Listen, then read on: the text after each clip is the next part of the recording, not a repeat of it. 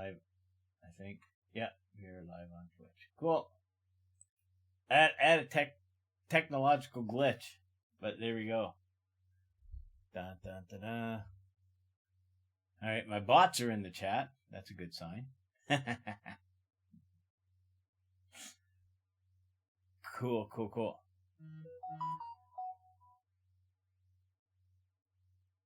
Oh, yeah, because if I get any viewers in here, they might ask a question. Exactly. So, welcome to episode 1 of the Drake Unfiltered. Beyond 42, the ultimate answer. This is the inaugural episode. With me today, I have my bestie, Shano. Say hi, Shano. That's funny. Welcome in, Sean.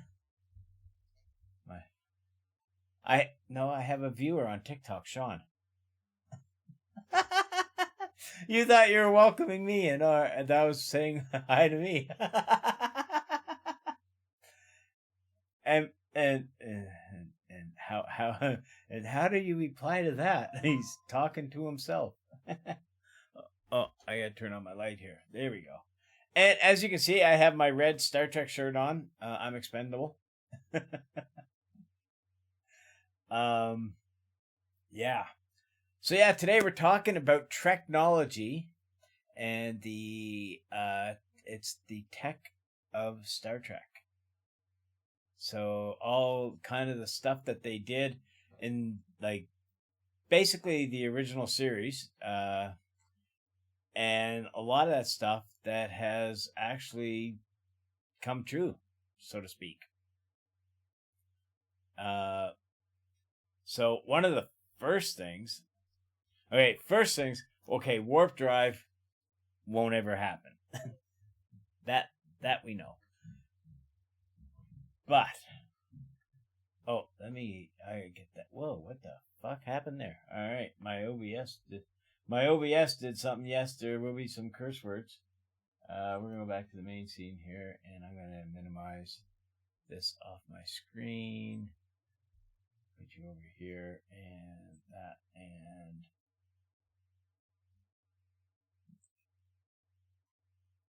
and initial show glitches. So we're learning as we go. And I need my background. Like I said, learning as we go. Turn that off. There. Part of the journey. And actually, I want on this side, I want my. Oh, I didn't put that up here. Okay, well, we'll just add that in. Add image. Add existing. Yikes. And I disappeared off my thing. So, yeah, kind of, like I said, learning as we go. I had this all set up, though. What the fuck? Oh, I know what happened. Never mind. Let me get this back in here. So. And we'll put Shano over here. And we will put this over here. I did have this all set up, everybody, and lo and behold, glitch. And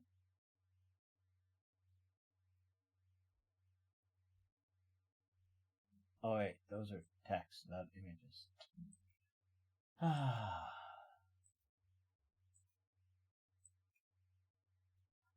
And Shanna. Cool.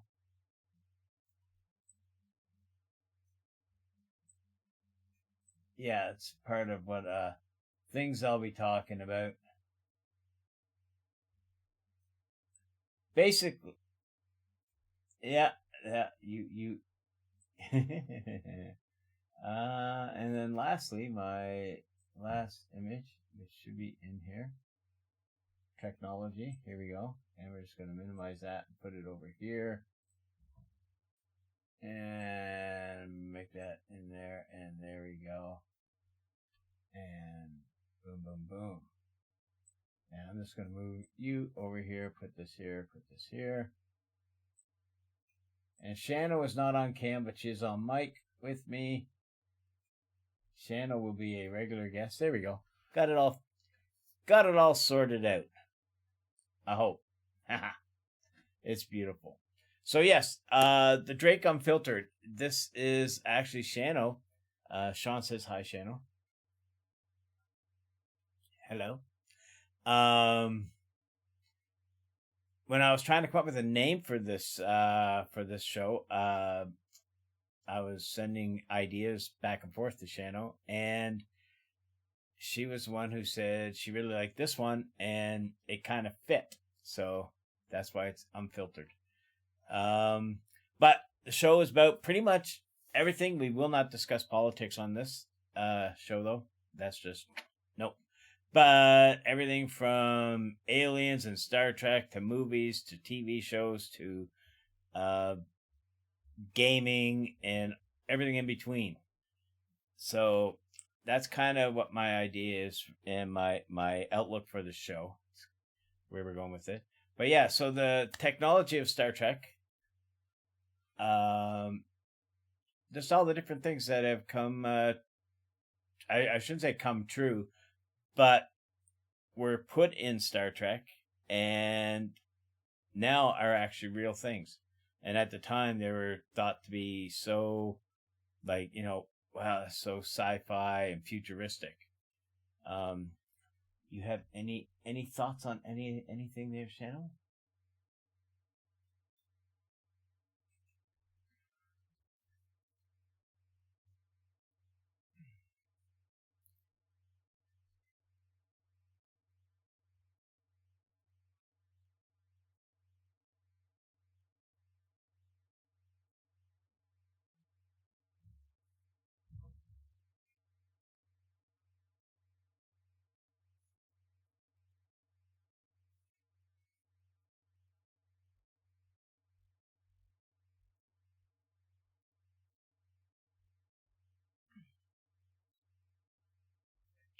True, and the cool thing is, we actually we hit that tech, and then now that tech is actually obsolete now, because now there's no flip phones; it's smartphones. Yeah,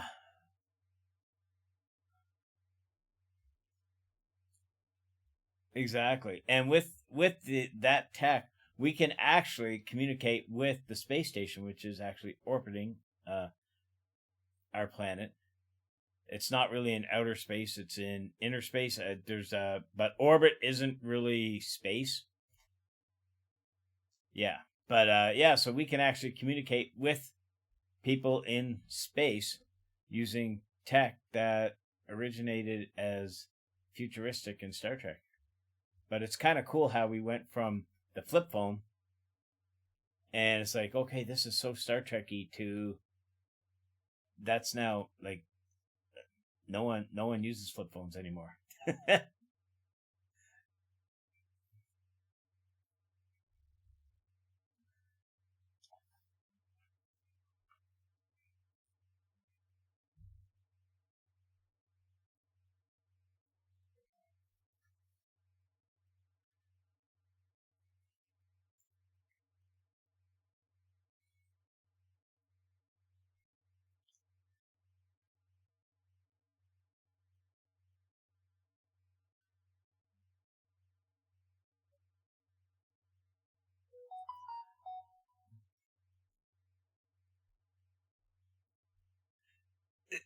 You're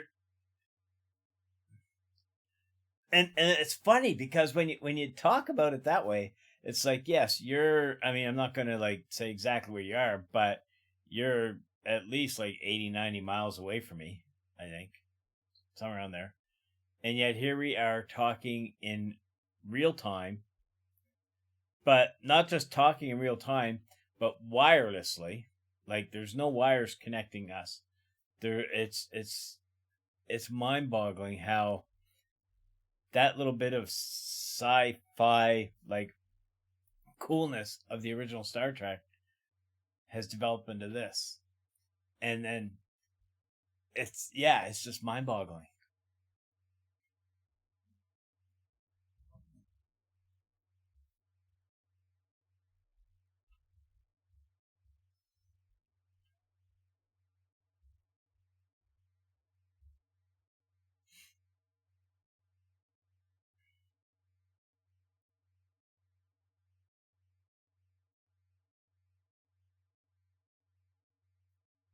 Yeah,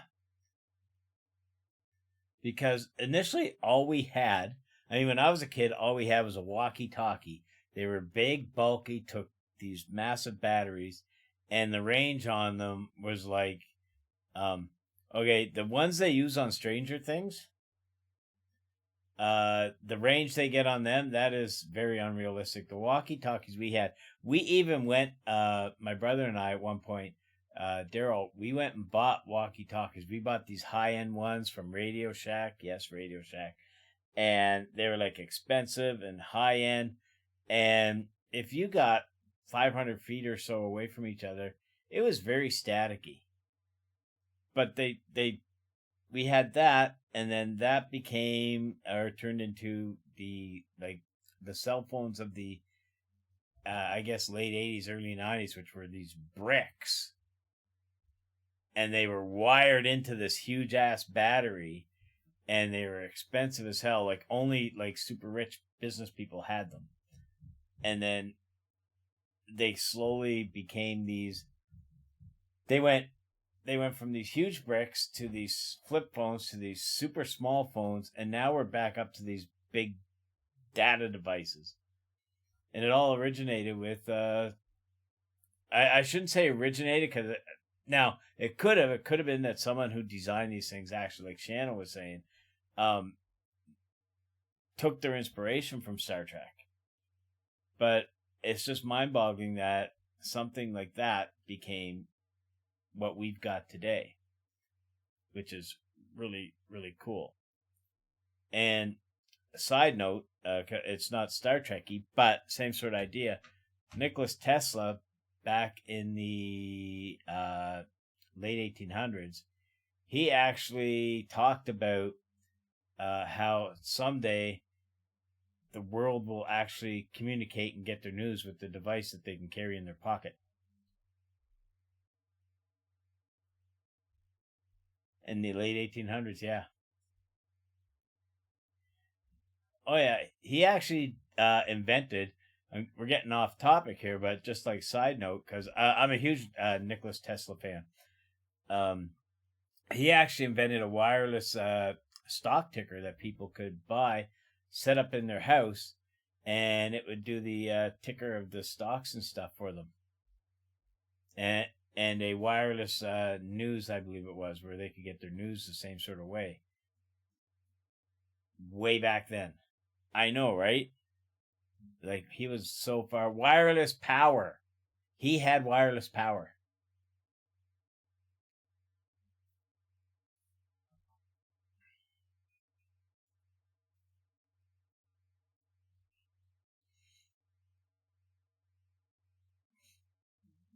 Yeah.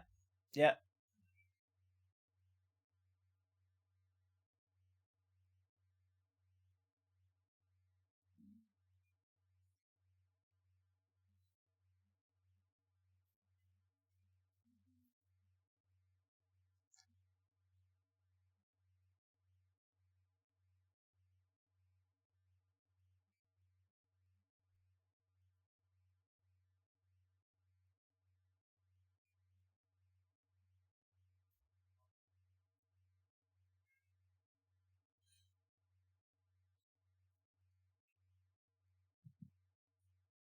Oh yeah. We have made more. Yeah, we've kind of hit we get bigger, we get faster, we get like more megapixels in our cameras and more storage space and stuff, but we haven't really advanced. Ex- exactly. That's kind of thing. Like it's better as in like more storage space, more more pixels, things like that there for these smartphone cameras and smartphones. But there's nothing on there that makes you go like, "Holy crap! You got to get the new Samsung or you got to get the gay iPhone." I'm just not an iPhone person myself, but there's nothing that makes you go, "Holy crap! Have you seen this?" It's just you know it it just doesn't happen anymore. But we made more technological advances in the last 100 years than say the previous century, two, three, 4 centuries before that. It seems we just kind of like as soon as like the late 1800s, early 1900s hit, everything kind of went boom. Exactly. We just need the next big brains to come along and go, okay, we need to do this, or I've got this thing here. And then it's like, okay, now we're off. Because as soon as they invent that one thing, and then all of a sudden everyone gets an idea from that one thing and it expands, right? So what happens is they one idea and then it's kind of like, okay, BlackBerry was the first smartphone. And then all these other guys were like, okay, so let's see what we can do. Okay, we'll come up with one too, but we'll make it all touchscreen. Touchscreen phones were like, wow, very innovative then. Now it's just normal. I mean, now,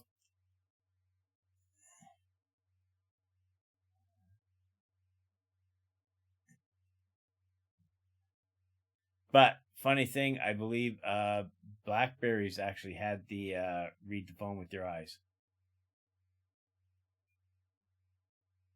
Yeah, yeah,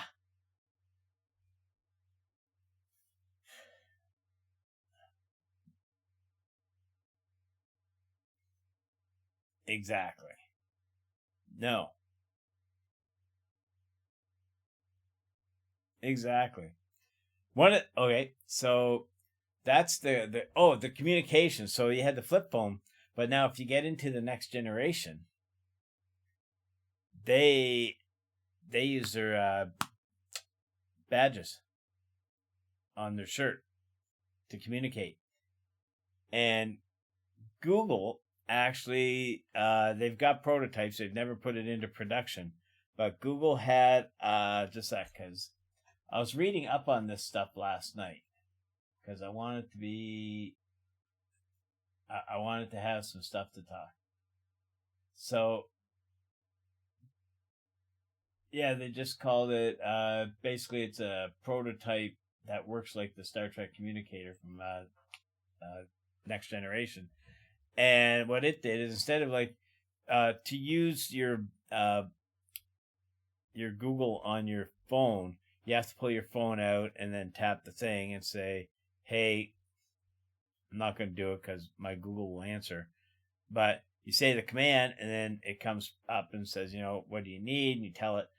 But they developed a wearable. There's like a pin. It was round, and you tapped it, and it connected to your phone through Bluetooth. So you could keep your Bluetooth in your pocket. You could tap it and say the command and say, what's the weather for today, or call so and so, and you could do all that. It's the same sort of thing as the Star Trek badge communicator, which is really, I think, kind of cool. Love to get my hands on one. Mm,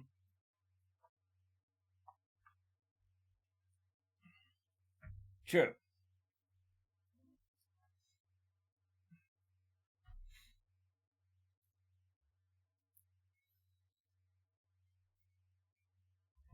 Yeah,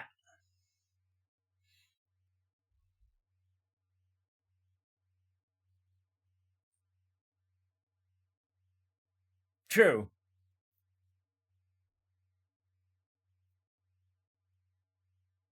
True. Yeah. No, I was just saying, like, they actually developed a pin that you could do, which is cool. But Here's something really cool, and a lot of people don't even think of this. Bluetooth headset.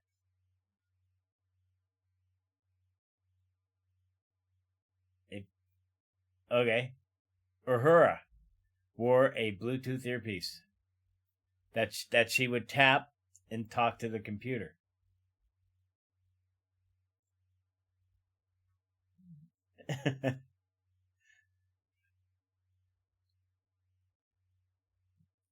Yeah,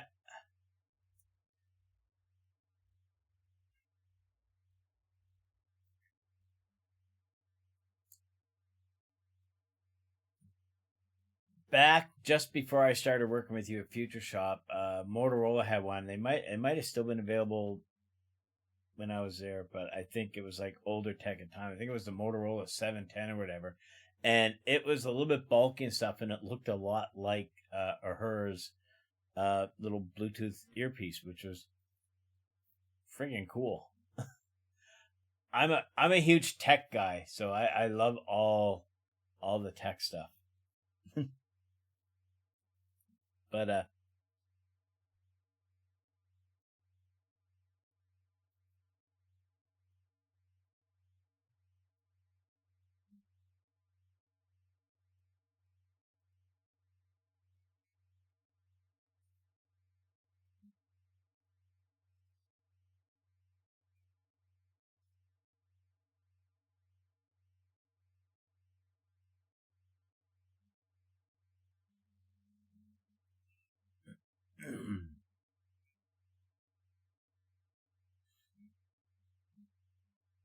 yeah, yeah.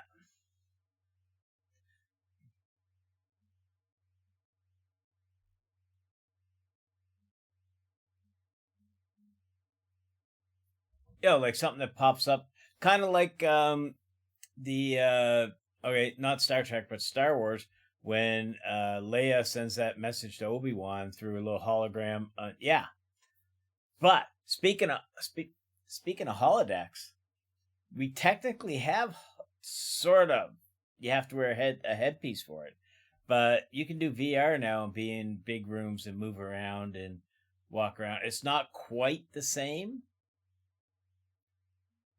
but you can get it is virtual reality, and you can buy a thing that sits on your floor that you strap yourself into with they come with the shoes and stuff, so that when you walk it registers you walking even though you're standing still, and it'll register you walking, so you're not like using your controller to like move yourself ahead and back, so you're actually moving around in the environment, which is probably for now the closest thing we'd ever get to a holodeck, although a holodeck be really cool.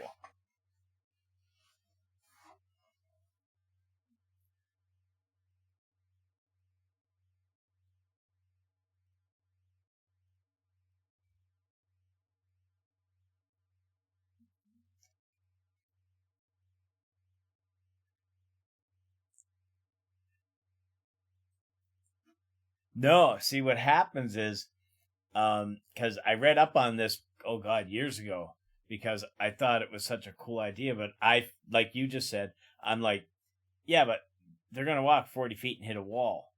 But the way the holodeck works, I mean, you kind of have to take it with a grain of salt, and some whimsical because it is science fiction. But the way the holodeck works is, as you're walking, the holodeck will adjust things so that, um, even though you feel like you might be walking straight, you're actually walking around the room still. And the holodeck kind of adjusts its image so that even though you're in a, say, an 80 foot or 100 foot by 100 foot square cube room, uh, the way the computer moves the image, it moves it to make you feel like you've walked 200 miles when you've just been like walking around a room.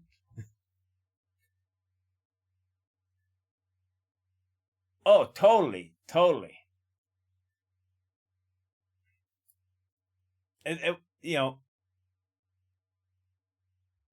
yes.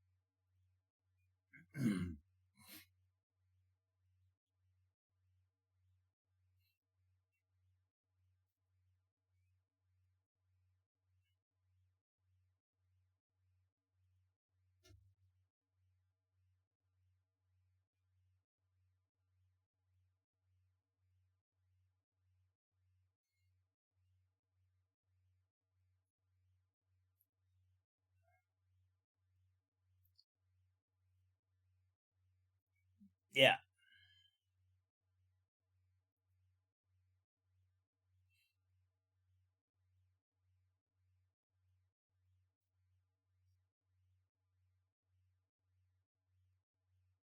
Oh yeah. Which would put you again in almost a holodeck kind of situation. Like when we were at Fan Expo and we were doing like the VR, I'm not sure if you did the VR racing or not, but you're sitting in there and as you're racing the car, you can look left and right and see the cars beside you and see the crowds and stuff. But you're sitting still. Now they have uh, chairs or setups now that you can sit in that will simulate, like bumps and turns and stuff. Not quite like 360 spin outs, but close and not super expensive. I think we're making progress. I don't know if I'll see it in my lifetime, but I just think the holodeck is, if there's one thing from Star Trek that I'd love to see, it be a holodeck, and I'd have to have one because I think that just, I mean, when you can create, I mean, they would walk in and they would say, create a scenario, da da da da da, and they give it all the details, and the computer would generate this whole new world for them that they can explore. That's friggin' cool.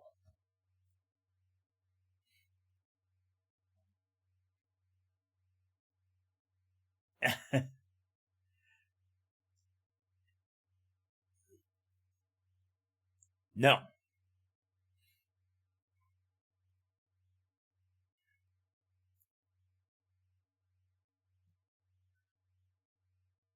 yeah,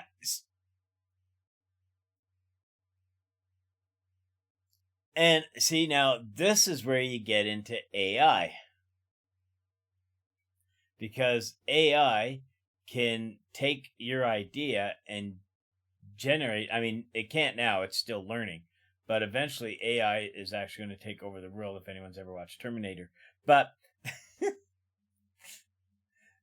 um, but AI, once as it's learning stuff, it will be able to, when you tell it to create da da da da da, it will be able to create that maybe in like a 3D image or something. Like at the moment, that's probably about the best you're going to get. But I think at some point, it's going to get to that point where you will see AI being able to generate like a virtual reality world of some sort, which that'd be really friggin' cool.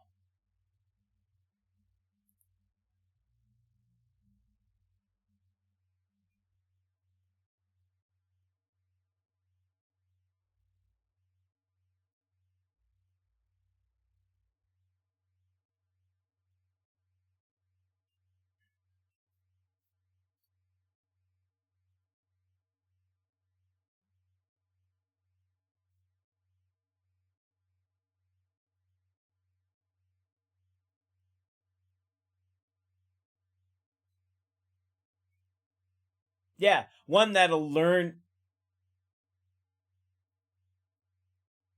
exactly. No, you're 100% right. Like we can't send people into uh okay, prime example, I was listening to a podcast the other day and they're talking about like going to Mars. And they're like, the best way to do space exploration is with robots, because A, you don't have to give them food to start off with. All they need is power.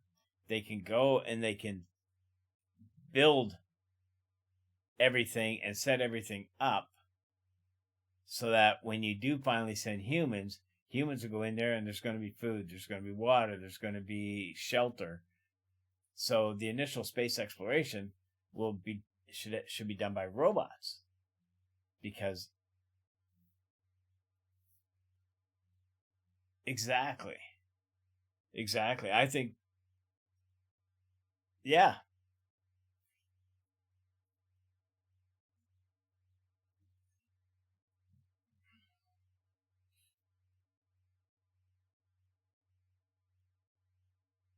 uh, yeah,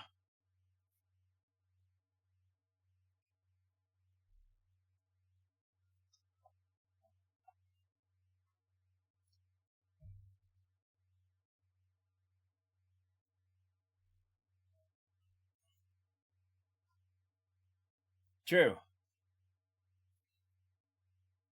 true, true.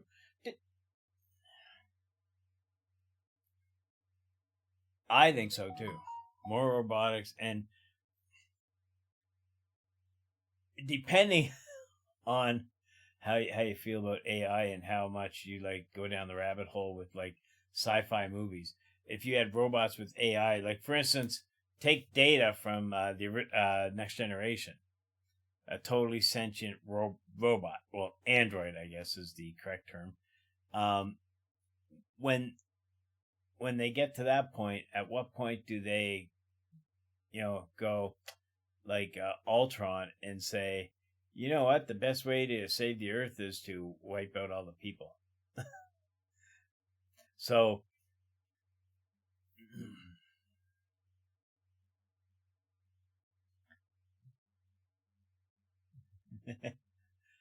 yeah, and that's where the three rules of robotics from Isaac Asimov come in. You can't hurt humans. You can't, through inability, cause humans to be hurt. Inaction, and then I can't remember the third one. But basically, it boils down to don't hurt people.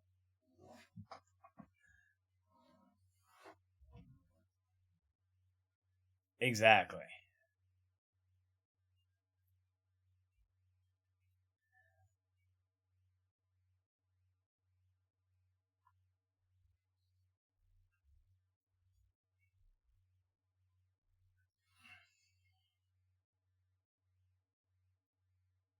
Yes.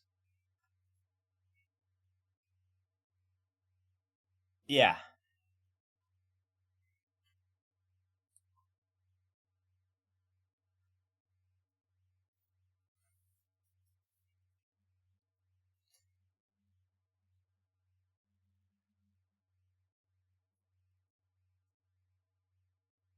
No. You can't just exactly. Because I would love to rewrite my brain to get rid of my anxiety over my fear of spiders and heights. I fucking hate it though. Pardon my language, but yeah.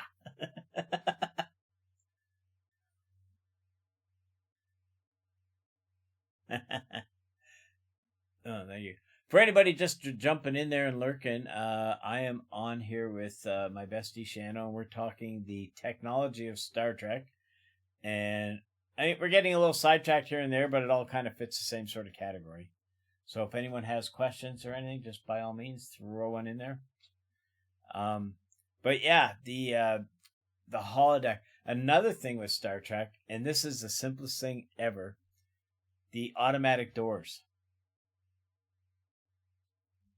No, no. See, when Star Trek came on, the only thing they had for automatic doors were these pads that you stepped on that would activate it. If you were going too fast and you stepped on that pad before it hit the button and sent the signal and opened the doors, you'd run into the doors. That's all they had. The actual motion sensor part wasn't invented until the 70s.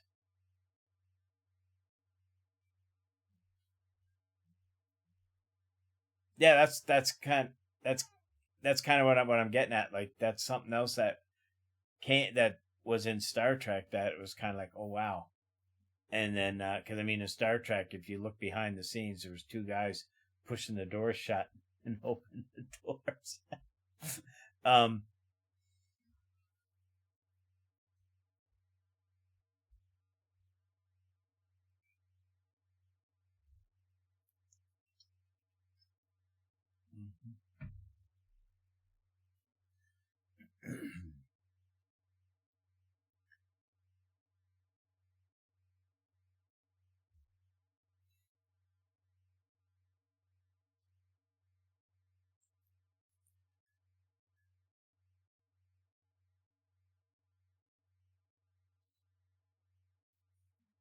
It's better now. It's not 100%, but it is. It's definitely more efficient. There was,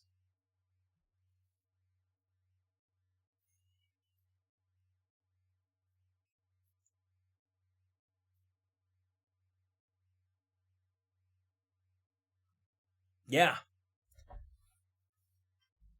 yeah, yeah. It's basically like the filters. Yeah, exactly. And there was a man back in the mid late 90s. He implanted a chip in his arm. I think it was his arm or his hand or somewhere. And he had his house set up, and he did the same with his wife. He had his house set up. Now, I mean, back then it would have been like Windows 3.1 or Windows 95, maybe. And when he walked into a room, the computer would read the chip wirelessly, turn on the and know it was him, and turn the lights on to the right dimming factor. Would turn the TV on to his favorite channel and all that stuff. And if he left the room and was out of the room for a certain amount of time, it would shut everything off for him. And it did the same for his wife. If his wife walked into a room and he wasn't there, it would set things for her. And I'm like,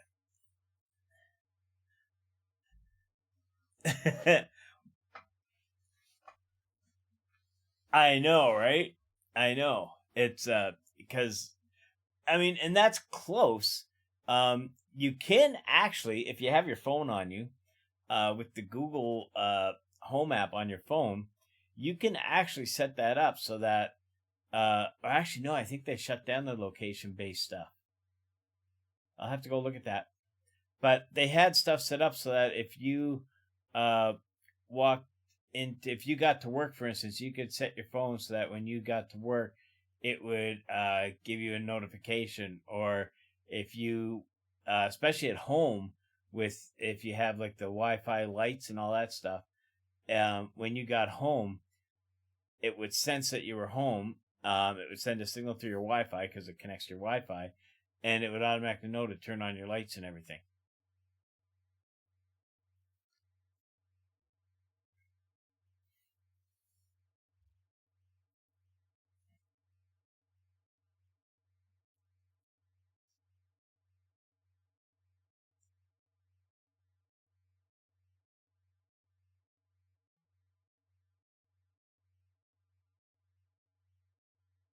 See, that's kind of cool.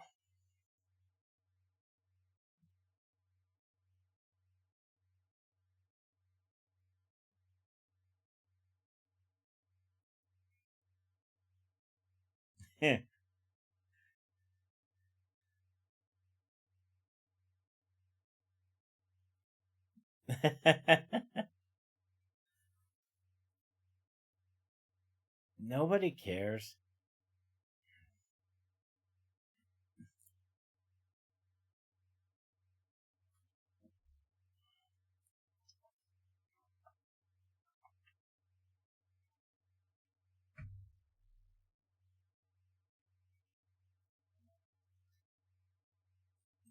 They were doing that way before technology existed.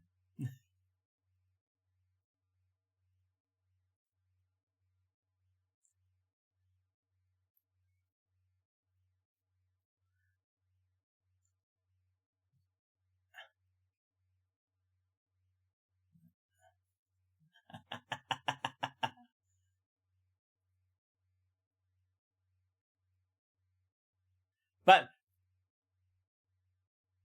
but they don't look at it and say, "Okay, Shano watches this." All they have is a user watches this.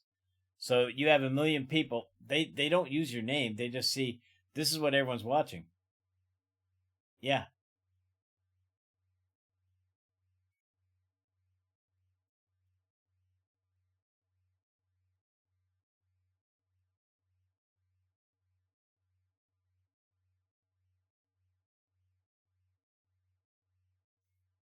No.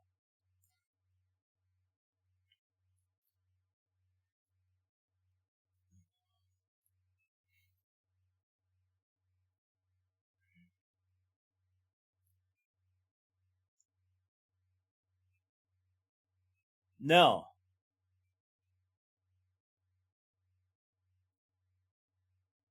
Exactly.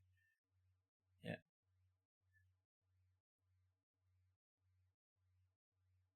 Ex- yes.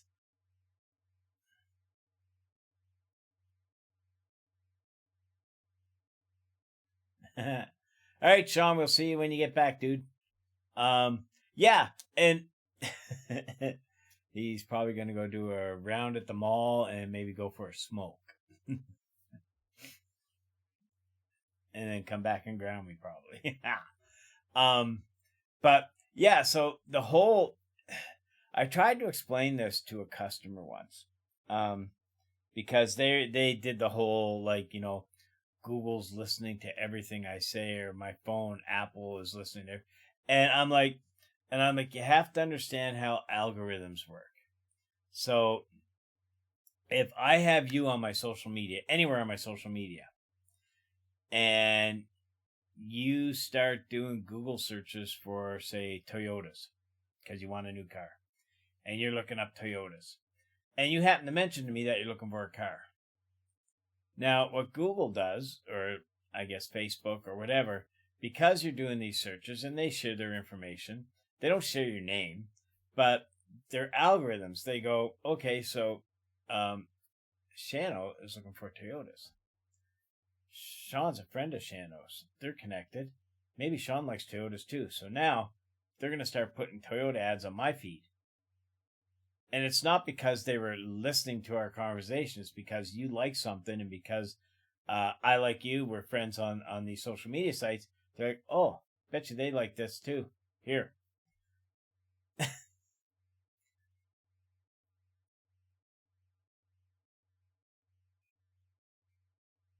more.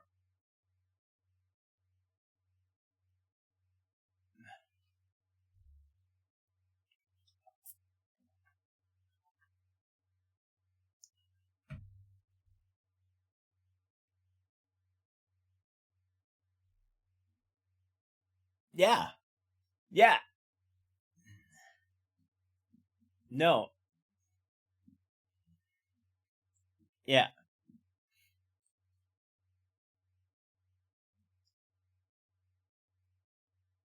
Oh, this is true. This is very true.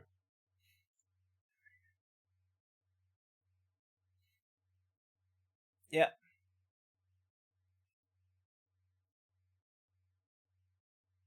and if you were there, yeah.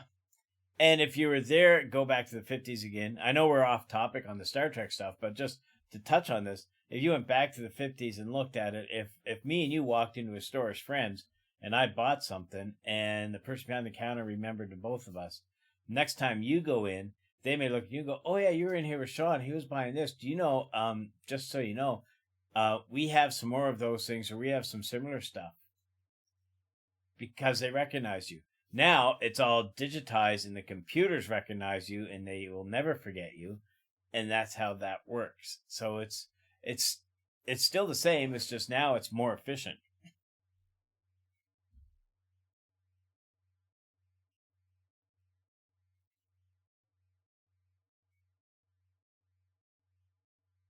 Yep.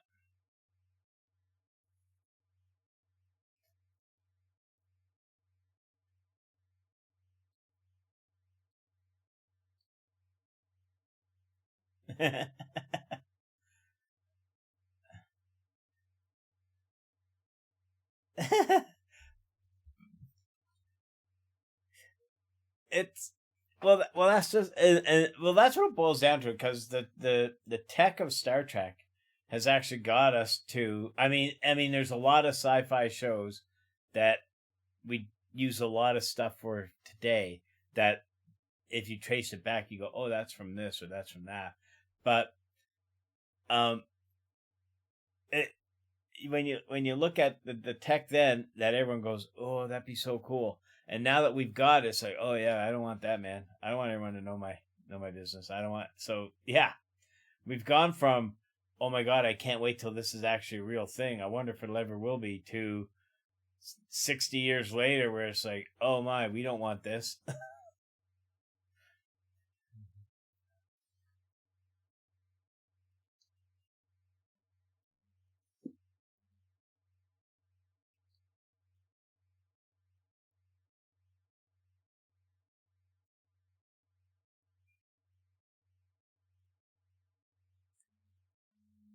Yeah,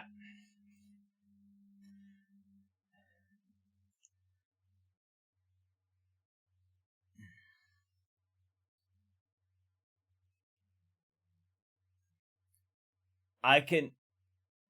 You can put a program on your kids' phones so that you can actually log on to a computer, to a website, or use an app and see where your kid is. And you can use it with your kid.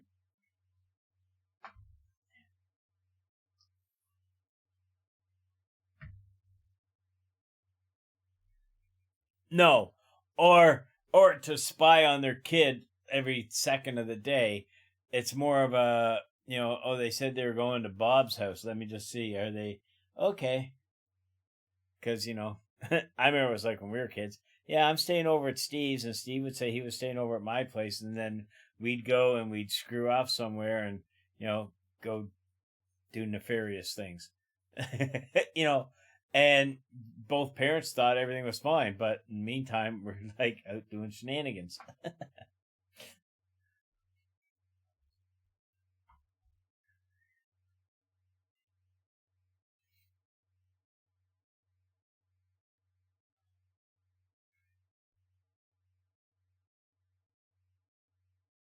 Yeah.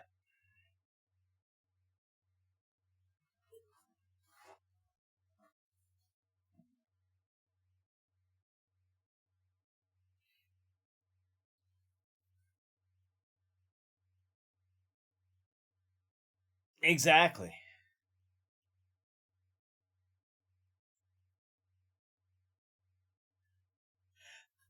We didn't have cell phones. A lot of people didn't lock their doors in the 60s and 70s.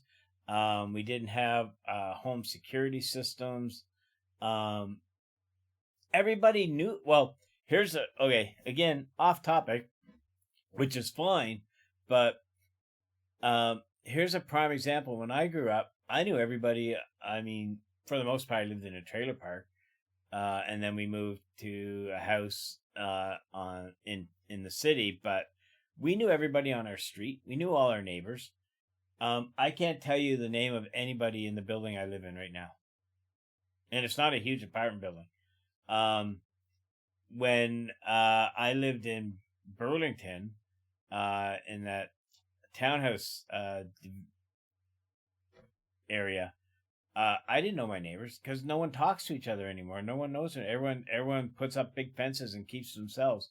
So we've gone from everybody knowing everybody and being familiar with who lived in your neighborhood and everything that was going around, to now we're so, you know 10 locks on the door, security systems on, big fence in the backyard to keep people out.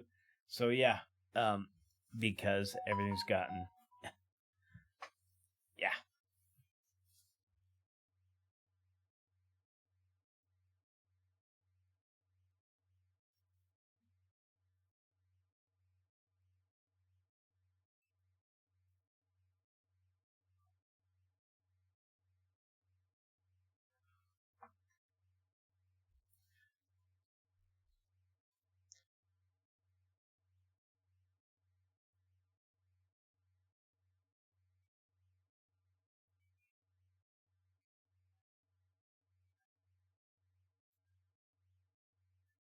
I I was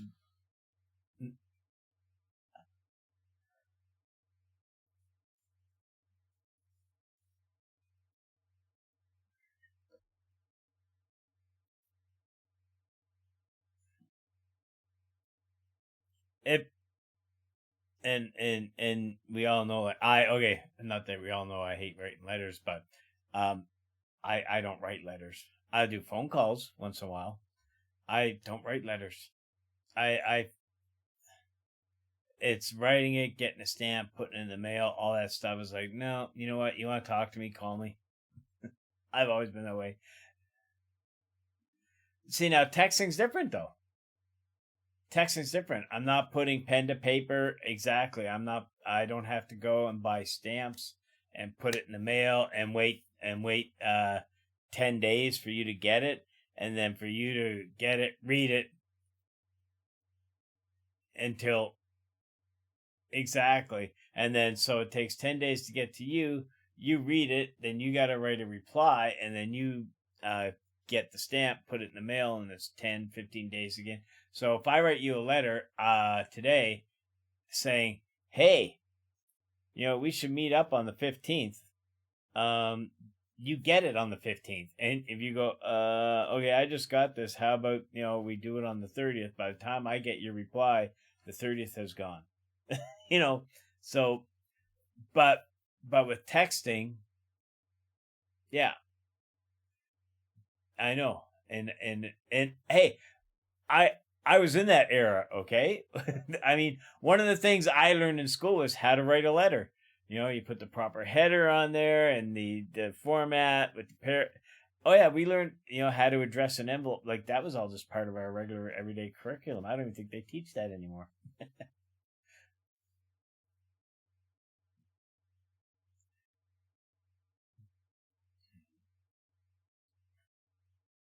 Everyone, I mean, if you're going to write a letter now, it's an email.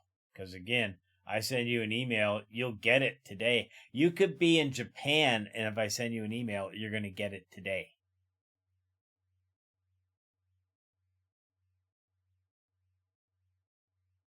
Yeah, exactly. Um, but okay, there's another piece of tech. Star Trek had tablets. Uh, even the original series had a tablet that Kirk would sign off on. He'd have to sign off like on the daily thing or whatever they had, like their, you know. But yeah, they had tablets back in the original series. More advanced ones in obviously Next Generation. But yeah, they had tablets, which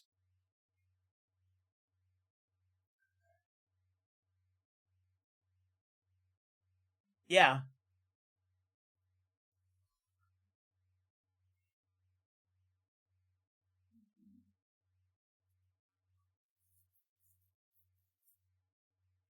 and then he yeah.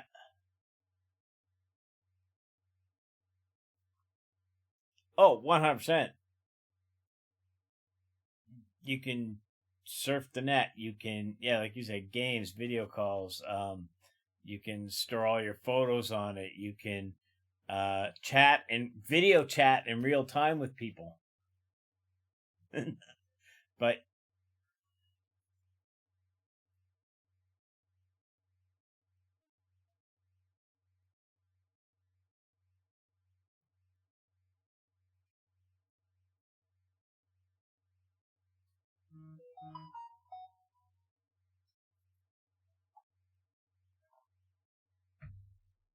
yeah,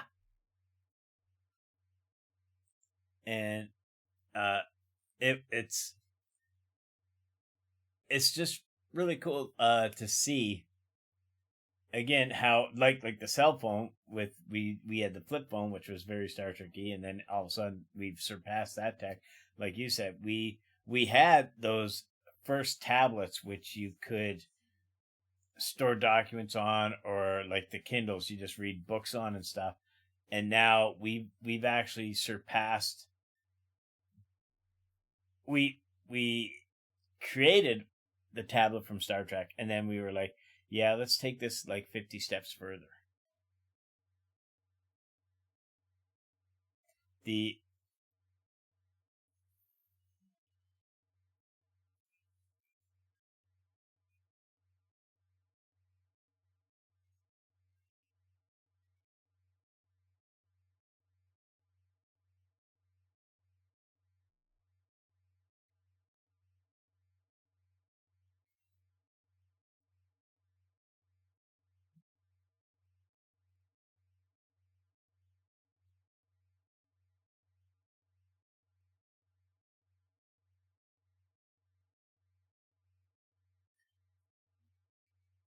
That's kind of cool.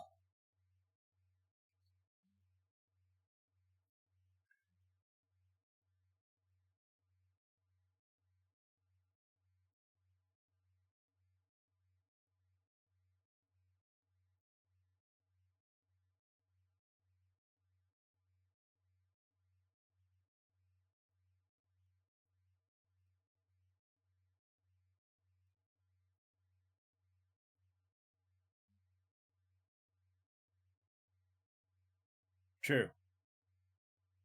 True. That actually is kind of cool. I'd be very curious to look at that. I'm gonna have I'm gonna have to Google that later. Um, e-reader.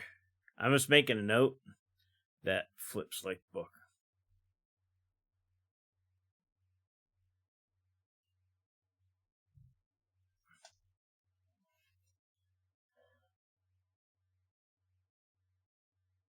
Mm-hmm.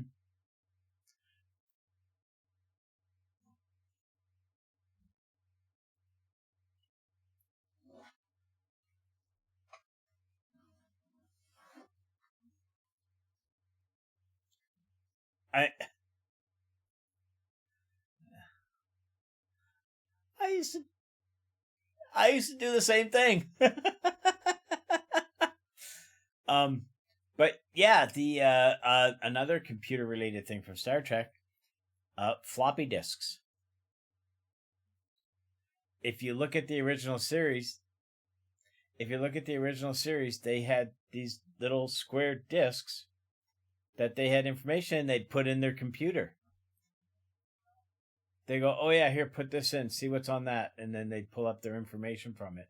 And then years later, we had those little plastic 3 1/4 floppy disks. Oh yeah, in the original they were just a square piece of plastic, but the concept is there. You put it into the computer, and the computer reads it and tells you the information that's on it. And then I had so many. I had like floppy disk holders. I had so many floppy. Like I, I'm a hoarder. I'm a digital hoarder. I have a disc here somewhere, a CD-ROM that I have all my original from my very first computer. I have all my cursors that I downloaded to change my cursor for my mouse. I have a bunch of different fonts I don't even think will install anymore. I have icons to change icons on the computer because I hoard all this stuff. But yeah, so we went from again we took the Star Trek concept of a little floppy disk, and that has advanced now to I don't know what their storage capacity. They never ever said anything how much they would hold, but we've gone from that to basically store everything in a cloud. Um, it yeah, it's just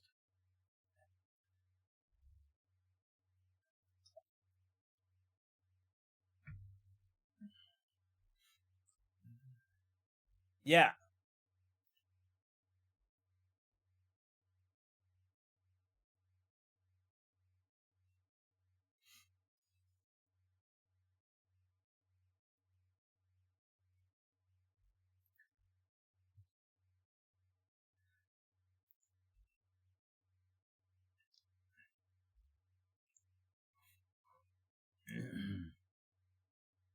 Yeah. Is that all on your device? No, no, no. It's just it's in the cloud.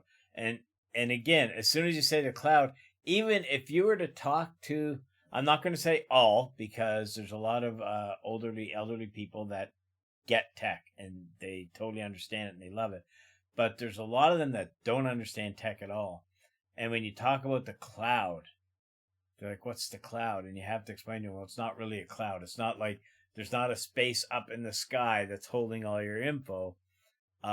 It's a big facility. They're all over the planet, and all your information is stored on there. It's secure, but yeah, somebody that works there could obviously go in and get all your info But yeah, um, that one little disc they had on Star Trek that might have held, I don't know, half a dozen programs or information on maybe it held the information because text files aren't that big anyways. So maybe it held all the information for everybody on board, like 4 or 5 starships, say for instance. And now I can you actually even on your computer you could probably in text format have a file with, if you could get it, you could have everybody's name in the entire world in one file on your computer because text files don't take up any space, so you could get everybody's name. So yeah, we've made leaps and bounds. Like it's just amazing. And again, it's not so much that uh, Gene Roddenberry invented this stuff; he envisioned it. Like he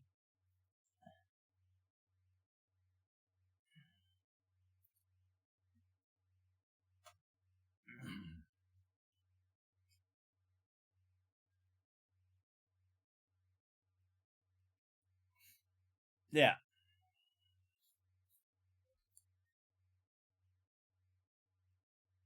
Well, it's like 3D printing. That was always like uh, that's one of the things on my list is the replicator.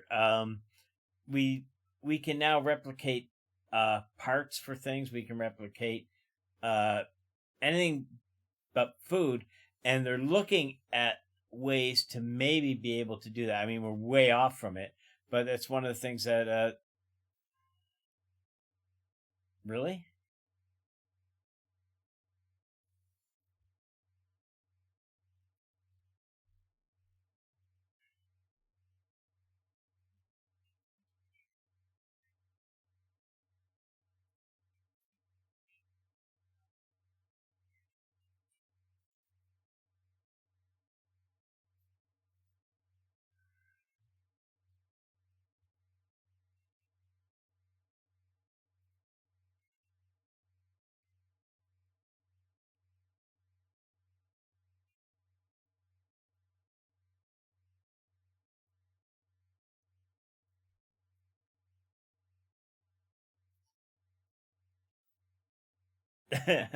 But I mean, it's a start.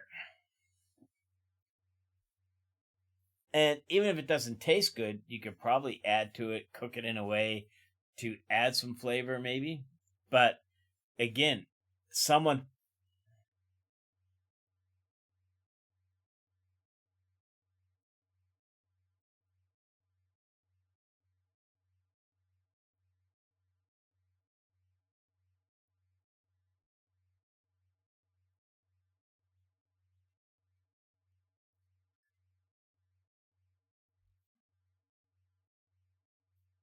see, and again, something that in I don't think I've ever seen it in any other show before Star Trek,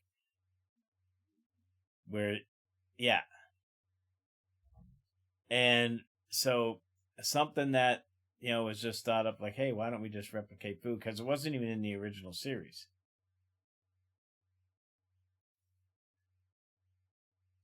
Yeah, yes, yes, but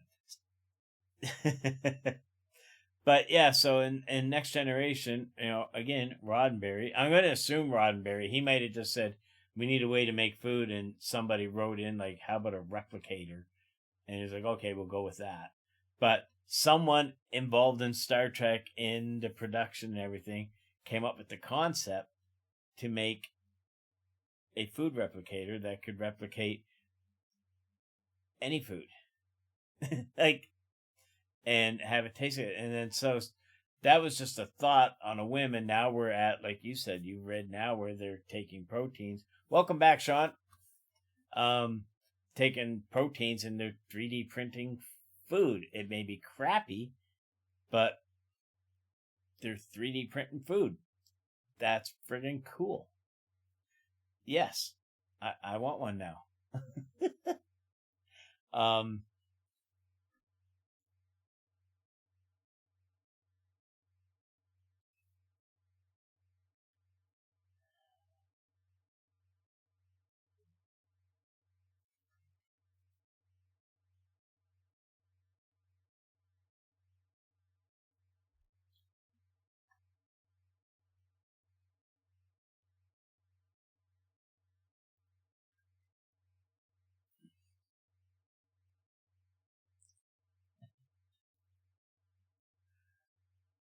I think that's kind of cool.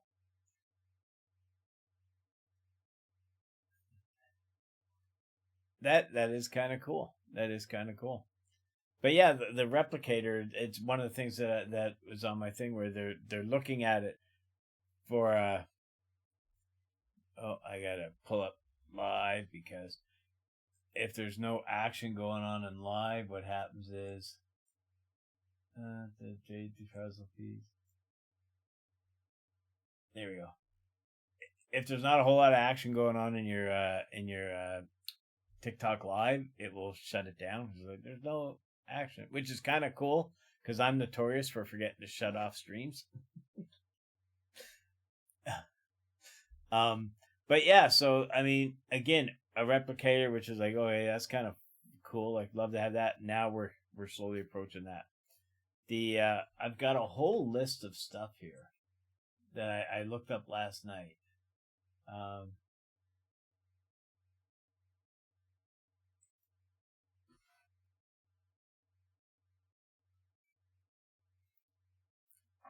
it's on my list.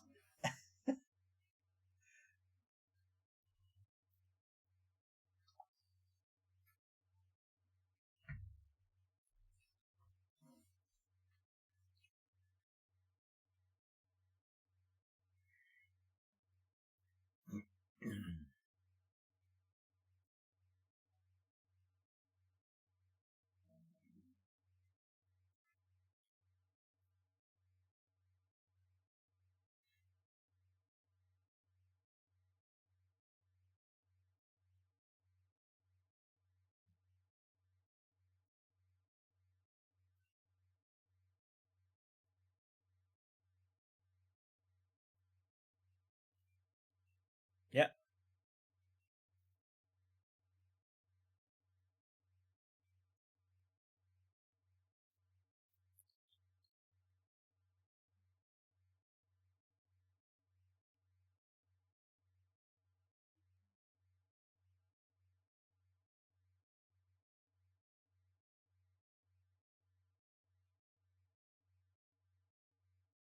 they pardon me.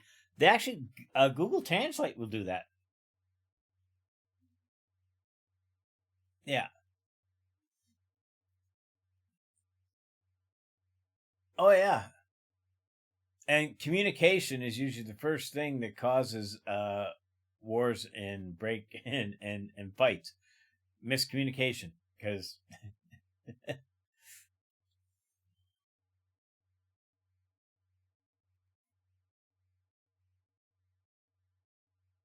yeah, at the UN,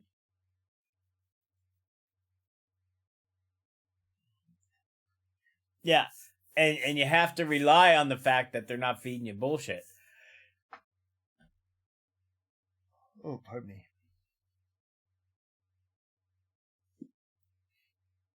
Exactly. It's not like Bob going, "Oh shit, got another one here. He wants to know."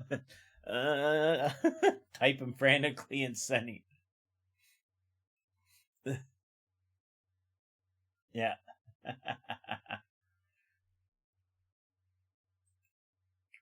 Oh yeah.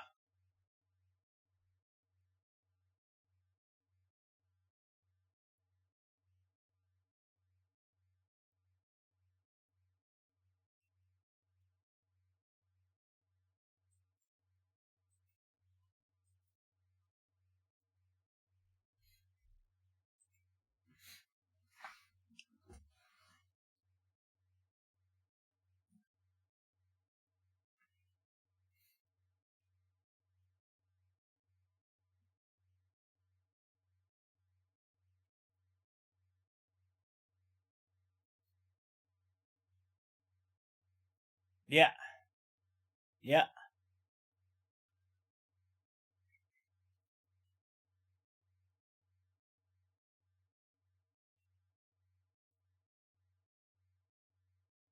Yeah. But again, it like you said, having the thing in your ear.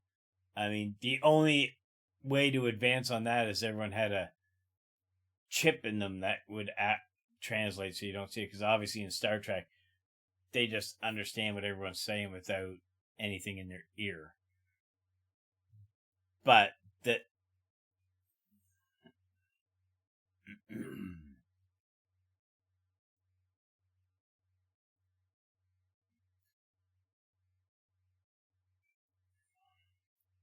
no, yeah,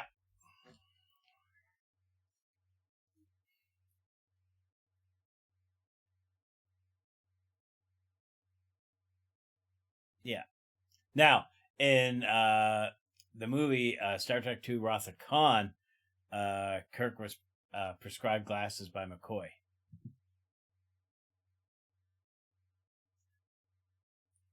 Because normally McCoy prescribes Retinax 5 for patients like Kirk, but Kirk's allergic to it. I think it was Retinax or something like that there. I remember weird shit.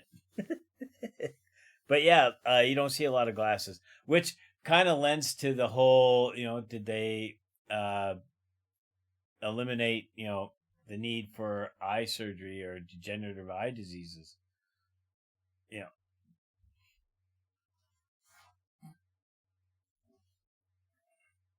yeah,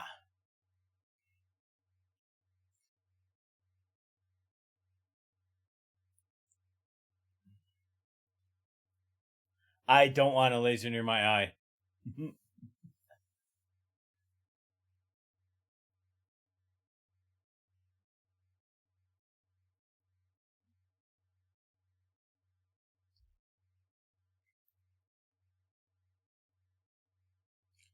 Well, it's funny because I've only been wearing glasses, say, the last maybe 10 years, if that. I got them just before I left Ontario, my first pair. And when I go out, if I don't have them on, it's the same thing. I don't need them for everyday use. I need them for like trying to read my phone or read a screen or whatever, but I don't need them for driving or anything. But if I go out without them, it's like I feel naked. But I'm still not used to looking and having this frame around my eyes. Like I can, because my peripherals, I can see the edge of the glasses, and it still bugs me. But because it's there every day now, if I don't have them on, it's like, what am I? What? There's something. Oh, I have my fucking glasses.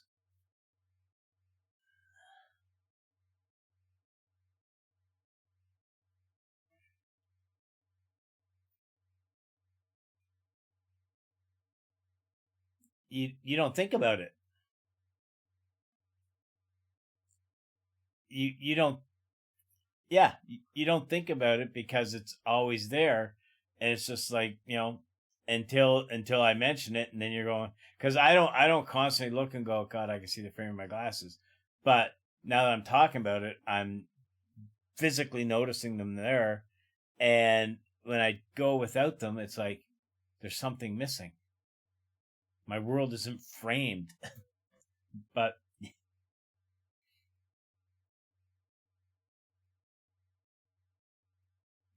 yeah.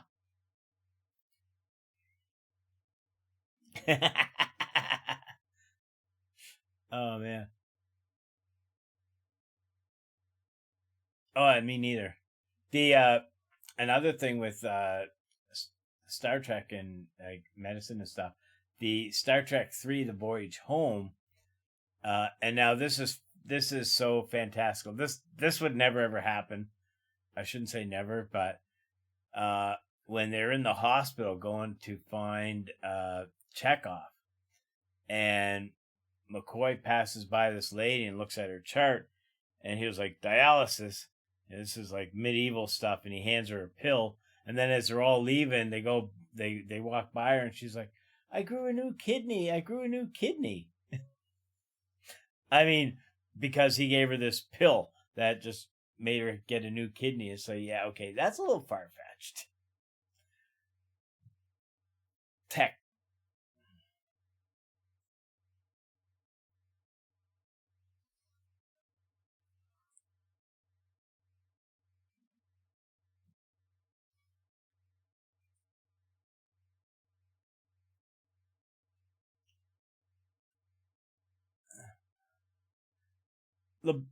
Yeah.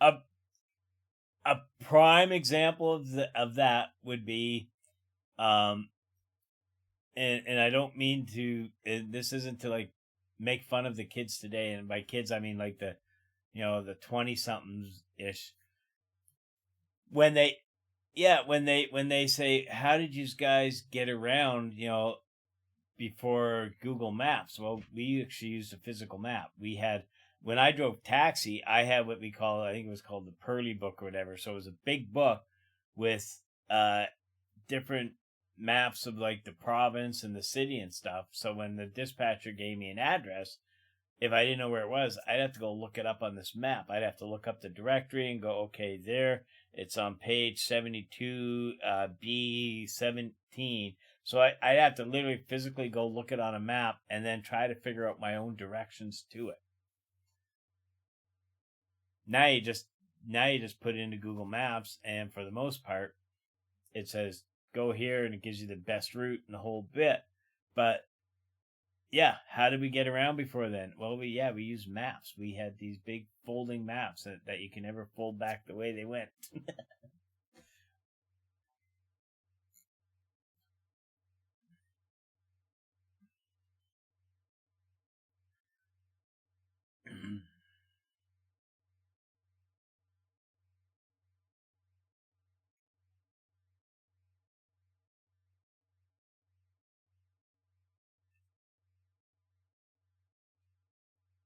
Oh yeah. Oh yeah. Yeah. Yeah, I mean toddlers today, you hand them an iPad and they can flip through on a game, and they can I by toddlers I mean like probably like 3 4 year olds, probably right around that age, maybe a year older, but they know how to use an iPad. And they would look at like us and say, "What do you mean you didn't have this when you were a kid? Like, how did you how did you play a game? We play games with boards."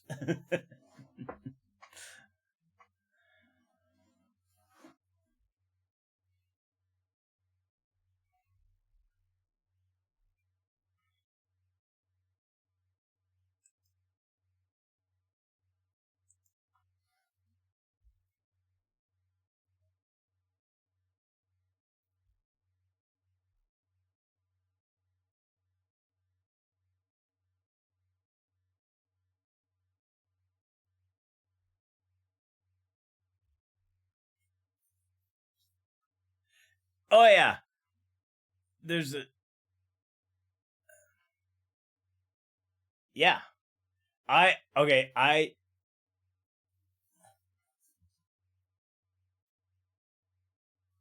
Yeah.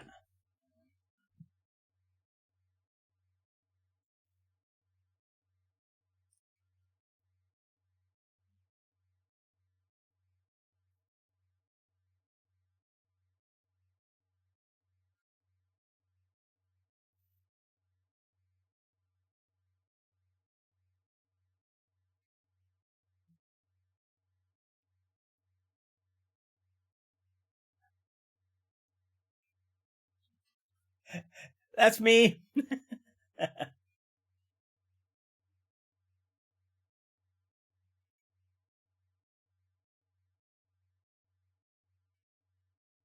Yeah.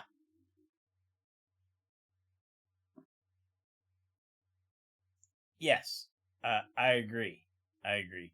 And I'm one of these people who actually, um I fall into that trap too, where I'm like, yeah, the kids today, they they don't know what it's like to go out into the woods with their friends and build a fort.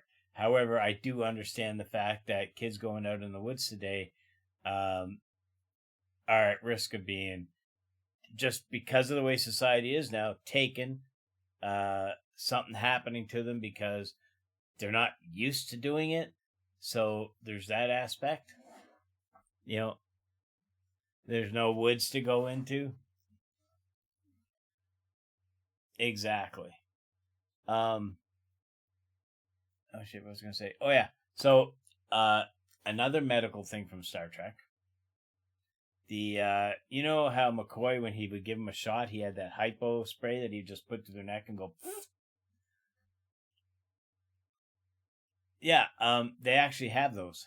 MIT invented one in 2012. A needleless. It just puts. Yeah, the one McCoy had, he would just put the little thing up to their skin and push a button on it, and it would just go and push the whatever right through their skin and stuff. And they actually have that now. It's it's literally, it was invented, like I said, by MIT. And I remember when this happened, I was like, that's so cool, Star Trek stuff. Because now, especially people who have a fear of needles, they can do, I'm not sure what medicines it can be used for, but it literally pushes the medicine right through the skin and right into the system without any needles at all. Um, no. Ah, yeah. So they have that. Tricorders. We sort of have tricorders. Um, Even our cell phones. I mean, you could put like an EMF reader on your cell phone, although they're crappy. But you can buy. Uh, there's devices now that will read. Uh, you can. My brain isn't braining again. Um, brain. Yeah, so like read your heart rate and stuff. Um, they'll read. They have a bed. They invented a bed. I can't remember. There's a name for it that you lay on, and it can read from your skin the uh, like the color of your skin. If there's liver disease issue, it'll read your body temperature. It can read your heart rate and your blood pressure and everything just from you laying on the bed. So it's almost like the medibed, the med bed or whatever it was called in Star Trek that they'd lay on, and it would do all the readings. I mean, it's not quite as fancy. Like, you don't lay on it and it says, "Oh, you have these 20 things wrong with you," but it'll read a lot of your vitals just by you laying on it. And I'm like, again, very friggin' cool.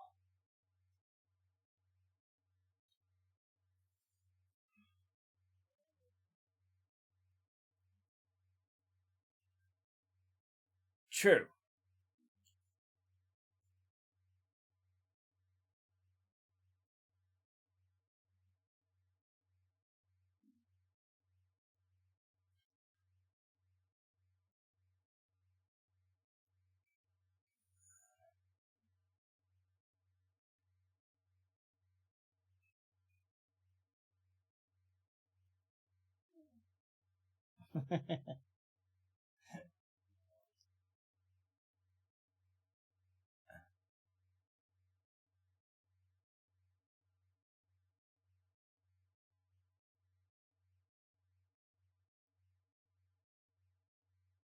Yeah. Yeah.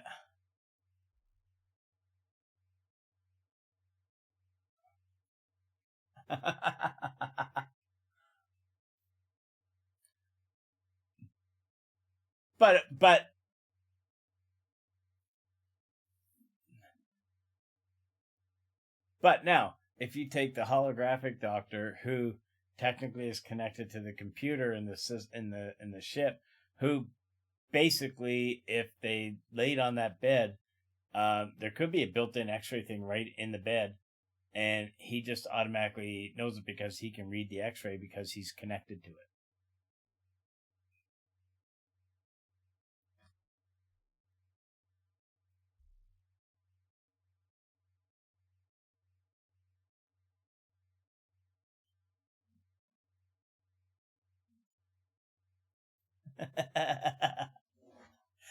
True. True, true. Yeah. All right, so yeah, you came in here. You had a slight fever from, you're probably coming down with the flu, and yeah, you're leaving here. You're now infertile. Sorry about that. Yeah, no kids for you.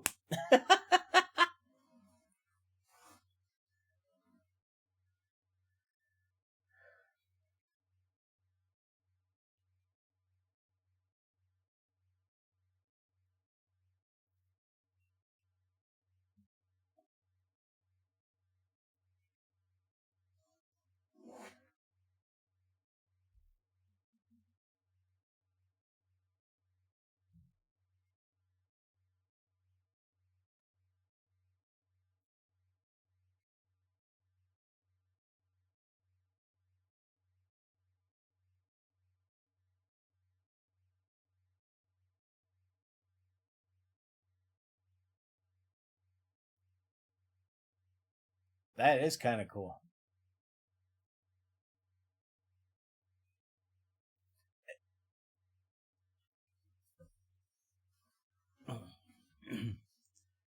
But if you made it free, uh, then all the greedy people wouldn't like that.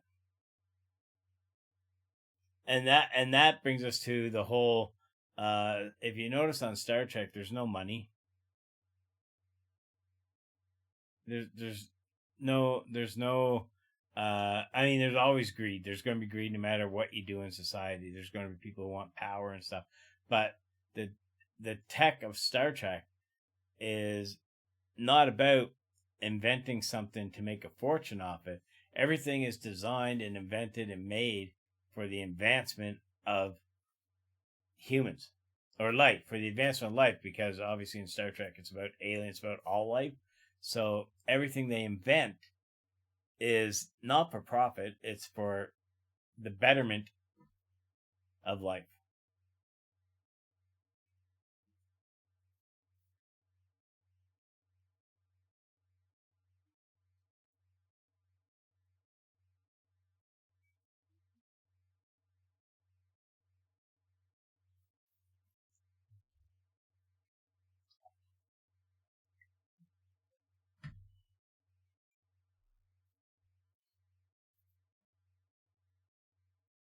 Yeah,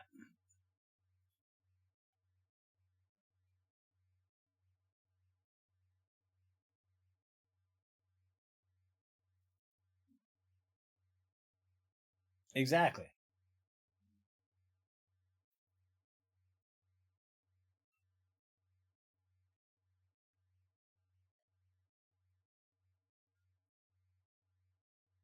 Yeah.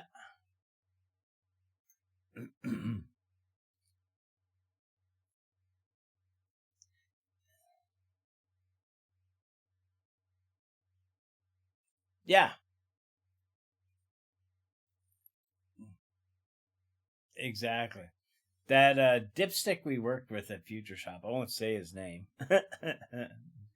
um, we had this conversation, and that was my thinking. If education was free and there was no money involved, and everyone just kind of worked on, like, you worked and did your thing, and you were provided with food and shelter and clothing and all the stuff you needed. And his point was, well, then the world would be a filthy place. And I'm like, well, why do you say that? And he goes, well, no one's going to want to clean. And I'm like, but I'm also like, do you know there's people now, mind you, some of them, they do it for money because they need to make a living. There's people that love to clean. There's people that's like, yeah, I just go in, I clean stuff, I go home, I just love to clean stuff. And then he goes, everyone's going to want to be a doctor or a lawyer, and I'm like, okay, first of all, not everybody can be a doctor or a lawyer because that's a whole other aptitude, and like, there's, I would love, I wouldn't want to be a doctor, and why would ever? I think passion, yeah. I mean, there are some people who would love to be a doctor but can never afford it. And this is what I said to him. I'm like, you have to understand though, you're thinking that based on money, because doctors make a fortune, lawyers make a fortune. If you eliminate money, and he goes, well, then no one's going to want to do anything. I'm like, well, no, because everyone works towards the benefit. I work towards the benefit of making life better for all of us. That's the way that it works. I can walk into like a pub or whatever and get a beer. It doesn't cost me anything. I can get my medication. It doesn't cost me anything. But I'm actually a productive member of society too, even if all I'm doing is going and looking at a computer screen all day to monitor space traffic or beaming people around.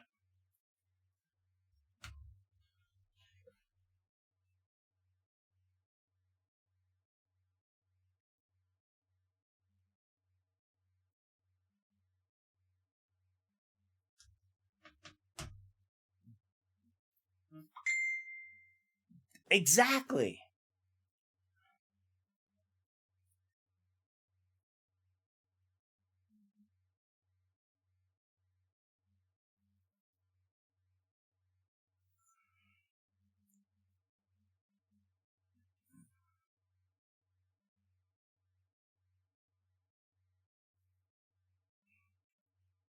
Yeah.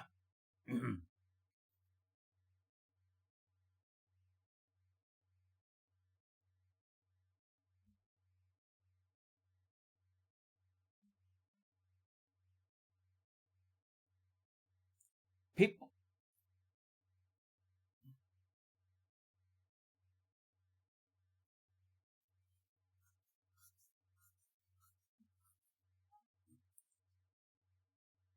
Yeah. And problem is now. Yeah. Exactly.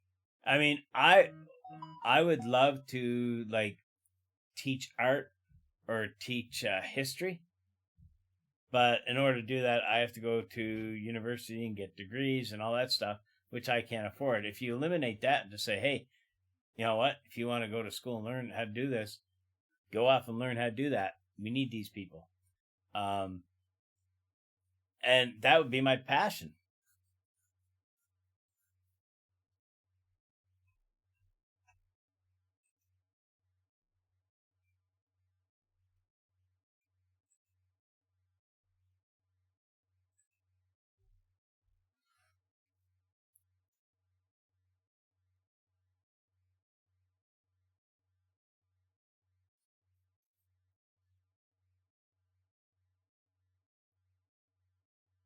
Yeah.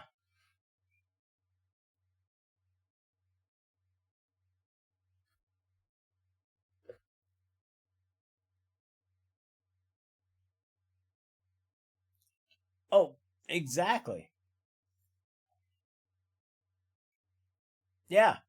There's there's so many people, and it's been proven through history. There's so many people that have a passion or even a natural ability to um, I, I shouldn't say heal in the sense of like heal, but have a natural ability to be doctors or nurses or whatever.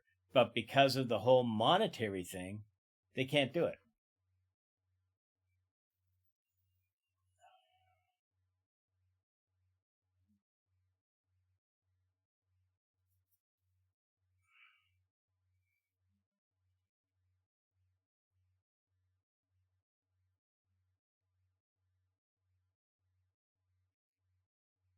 Yes.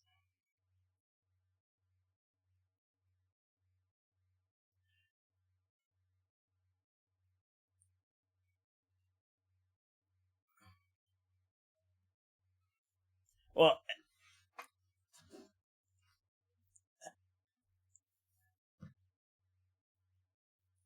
exactly. And this is still on topic with the Star Trek stuff because it's how they made their society this way. That it's like you do what you're good at, what you're passionate.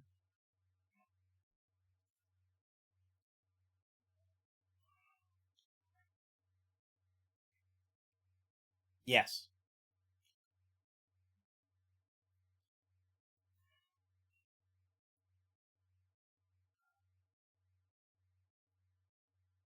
Oh God, no, no. It will it it will never get be gone because it's there, it's embedded, and the rich will never let it happen.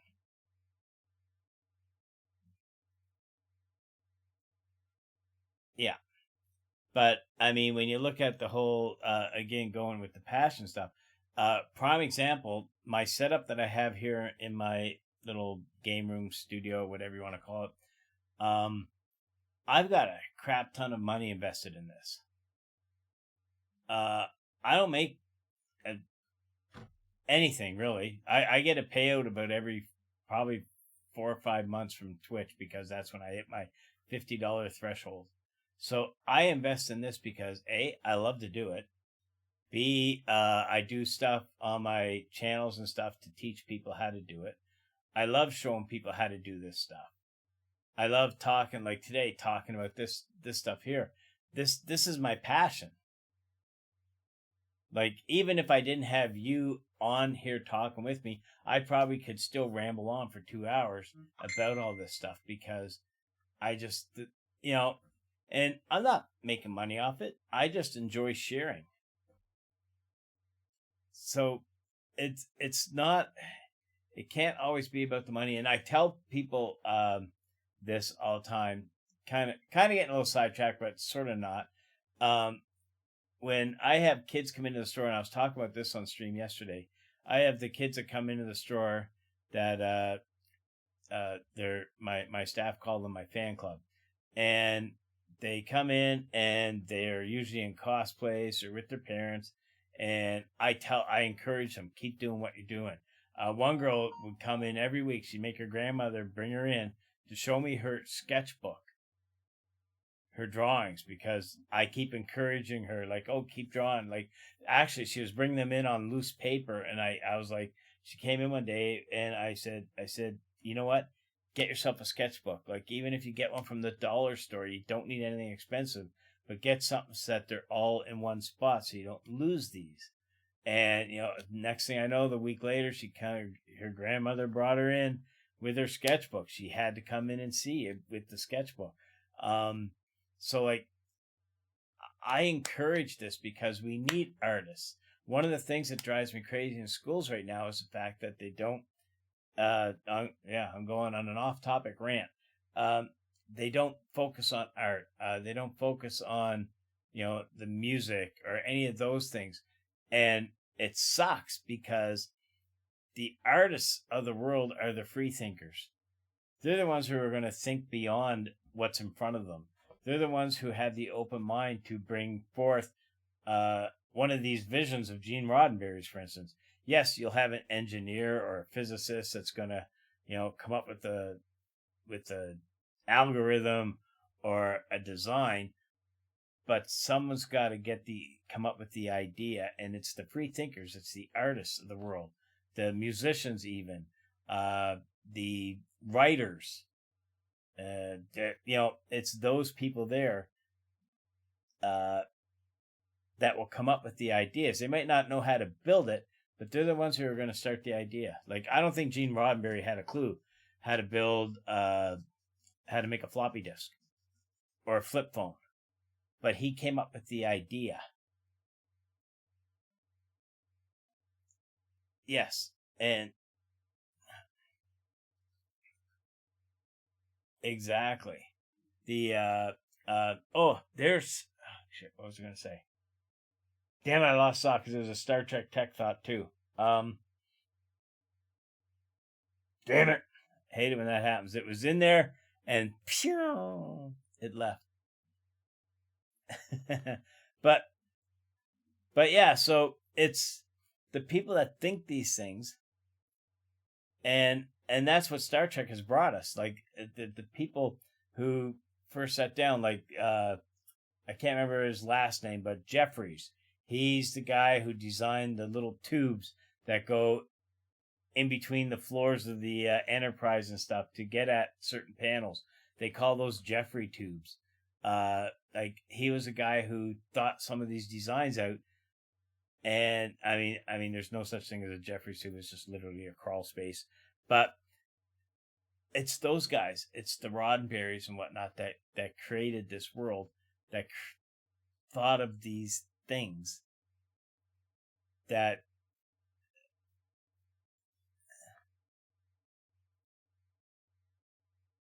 mm-hmm.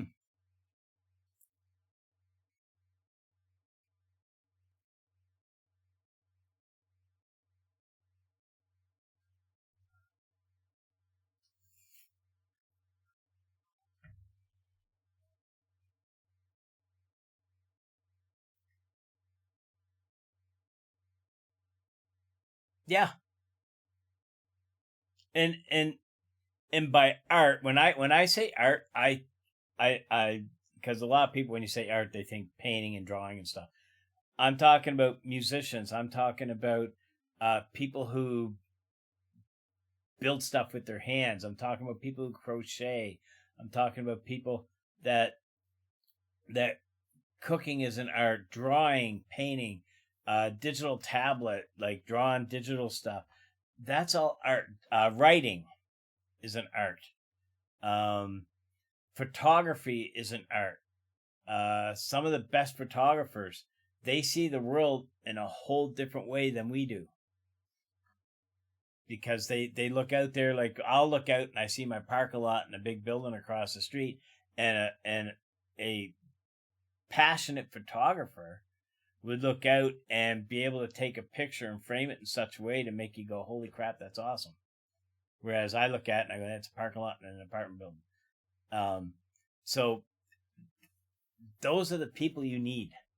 This is why this should be encouraged. And that's what I was going to say. I tell these kids when they come in, like the girl with the sketchbook, I'm like, okay, first of all, just so you know, if you're passionate about art and stuff, you won't ever make any money at it, but don't ever give it up. If that's what you're passionate about, find a job that you don't mind doing that'll pay the bills. Keep a roof over your head, put food in your fridge. That's all you need. You don't have to get rich. Figure out a way to use your passion for art, because she also does cosplay. She makes her own cosplays too. Well, when she first started coming in the store, I was telling this story again. This is sidetracking, but I just it's amazing. This girl, when she first came into the store, she was in a cosplay. She was in with her grandmother. Her grandmother uses. I got itchy ear. Hold on. I got a scratch right there. Ow. Her grandmother has a walker, and the first time they came into the store, she was looking around. The grandmother's up by the counter, and she'd go to her grandmother and say something. And the grandmother would ask me about, where such and such was.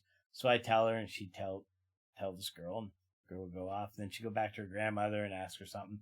After the third time, I think it was third time or so. Anyways, I said to the grandmother, I was like, are you asking for her? Like, is like this stuff she's looking for? And the grandmother goes, yeah, she's kind of shy. So I looked at this little girl and I was like, you know what? I'm like, that doesn't work for me. I'm like, if you want to ask, if you need to know something, I'm like, you're going to have to ask me. I said, because if you ask your grandmother, I'm not going to answer. And the look on her face, I'm like, I am paid and my staff is paid to help you. People in stores working, they're paid to help you. You need to learn how to ask them, because that's their job. And we're here, especially in this store, I'm like, we love helping people. So she very shyly came and asked me something. And again, she's all in cosplay, and I helped her, and then she asked me something else. And the next time they were in, she asked me something. Then she would just come in and just start asking me stuff and telling me stories and stuff. And that's when, and always in a cosplay. And I know now, not every cosplayer is like this, but I know a lot of cosplayers, they cosplay because when they're in cosplay, it's a different persona, so they can actually interact with society because they don't have that anxiety of being themselves. Like, and I know it's not all of them, but I know a lot of them, that's why they cosplay, because when they're not themselves, they can be more interactive. So anyways, I found out she designed her own cosplays, and I found out she drew, and that's when she started bringing me in her sketchbook. And I told her, I'm like, don't ever let anyone tell you not to do this. Like, you keep doing this. If this is what you like to do, figure out something. If you have to get a job at McDonald's so that you can pay your bills, do that, and don't ever stop doing your art. Figure out a way to make it work for you. And yeah, they come in actually, they've been in looking for me a couple times because I've been off work for a few months. But I have a few of them like that, and I always tell them that, like, don't do something for the money. We need the artists. But yeah, I got sidetracked there. It's still all relevant because the whole Star Trek universe is based on exploration. I mean, the fact that their phasers have a stun setting. Their phasers, I mean, you look at any other. Now, Star Wars did the same thing because, obviously when Princess Leia got shot in episode 4, she got shot by the stormtroopers that just stunned her, didn't kill her. So they obviously did that in Star Wars too. But every other sci-fi show, when they used lasers, phasers, whatever they wanted to call them, it was always like you shot someone with them, you killed them. That was just that's how they were. Gene Roddenberry had his set. There was a setting for stun because it wasn't about killing. Um, their starships, although they have weapons on them, are all designed. I mean, look at their opening mission statement at the start of the show: explore strange new worlds. That's what it's all about. But you still need to defend yourself, right? Exactly. You never know.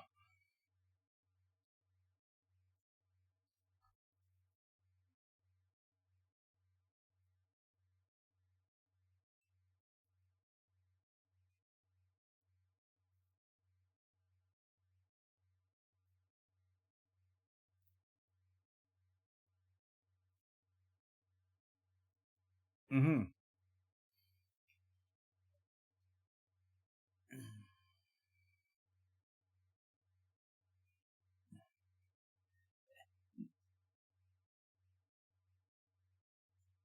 They.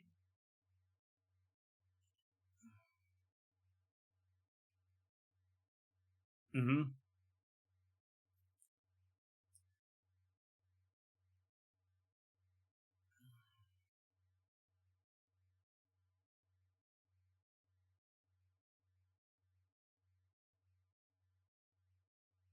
Yeah. But yeah, right, Sean. Do what you think's necessary for you. But yeah, so they have a military, but it's not an aggressive military; it's a defensive military. Yeah,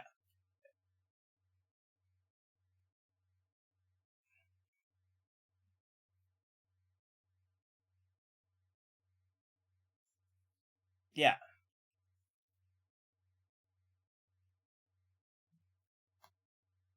it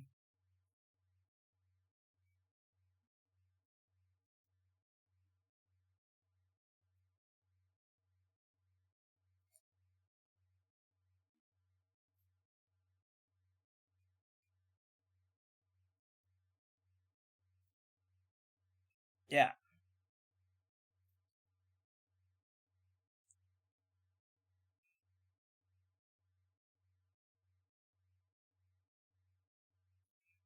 yeah. Well, do you know that Nichelle Nichols, she actually went into Gene Roddenberry's office on a Friday and gave her resignation, said she wanted out of the show. And he said, think about it over the weekend and let me know if it's your final decision on Monday. She just felt that, it wasn't going anywhere for her character and things just weren't going the way she wanted. And then on the weekend, she met Martin Luther King, and she was talking to him, and she told him she was, because he was like, I love you on the show and stuff, and she goes, yeah, I just resigned. And he told her, no, you can't. There's so many people that look at you. You've done things, and again, this is the Star Trek world. He goes, you've done things that no other person of color, none of us have ever done. You are one of the main characters on a TV show. You're a black woman on a TV show. That's unheard of for us. You're an inspiration. And there was a lot more to the conversation. But anyway, so she went back in on Monday and told Roddenberry, no, I'll stay. Because she never thought of it that way. And then they did, she had the first interracial kiss. And she was a big part of, like, and again, as a kid watching it, um, I never saw color. I saw people. And I know that's like a cliche thing that people say, but it's true. And kids don't see that. Kids just see another person. And I love the fact that, Kirk had a fling with a green alien woman. Um, it was just like there was no, you didn't think twice about it. It's just everyone was there working together. Russians, Asians, aliens because Spock was an alien. Like, yeah. But that's the whole thing with Star Trek, that I don't think it's been uh, replicated or duplicated, but never. I can't find the right words, but yeah, the vision. Yeah, the vision of Star Trek has never ever been duplicated. I guess it's been referenced in whatever, but yeah, Star Wars comes close, but Star Wars, that's a whole other show. Um, but Star Trek is more about politics, whereas Star Wars, and this is my take on it, Star Wars is more about the religion.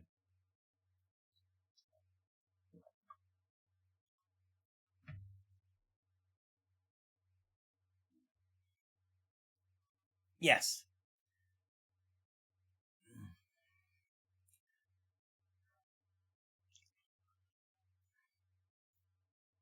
Yeah.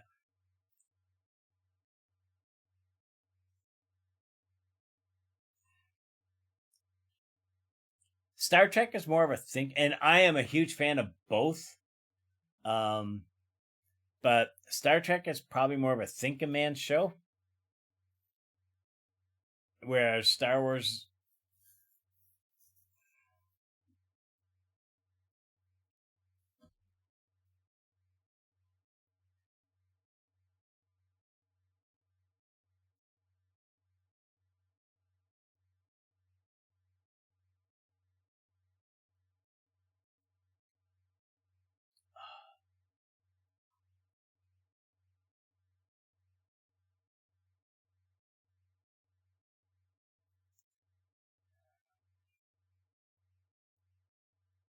Well, the first season of Discovery, um, I was glued. I thought, okay, it's got a great story going.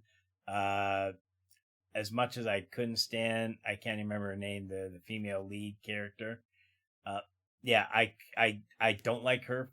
I didn't like her on Walking Dead. I just, but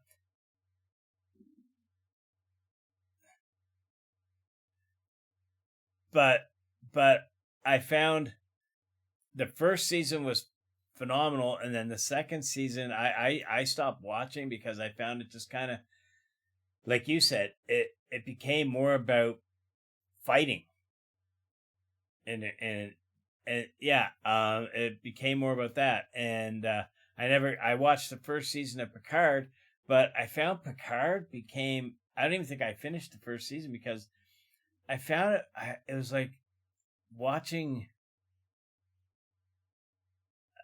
a book being read. Like, it was kind of hard. Like, I didn't find it. It's kind of hard to explain because it's like, not that there was no action, but there was no substance. It was like just having a story. It was just like having a story be told to me, and I didn't find there was any. Yeah, because it was, and it's not that I need action in everything I watch. I watch a lot of dramas if it has good substance to it, but I just found that Picard just it. I think I watched like 4 episodes, and it was like, oh my god, is this one over yet? This one seems to be like 4 hours long, and I'm like, oh my god, we're only watching 20 minutes. It was because it wasn't, to me, it wasn't really going anywhere. Um, and the lower decks I never watched because I just, the cartoony aspect. Someone said, "Oh, you got to watch it; it's phenomenal." But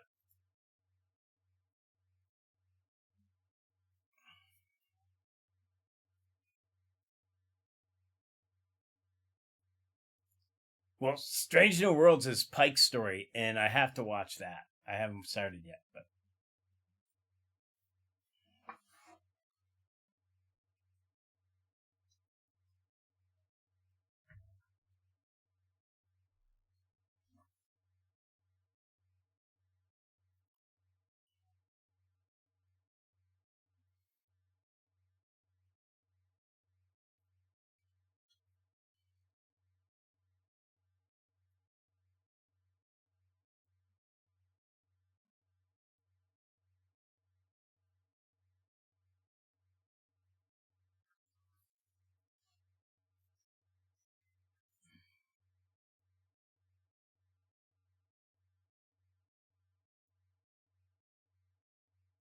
Yeah, they did two-parters, or like, yeah,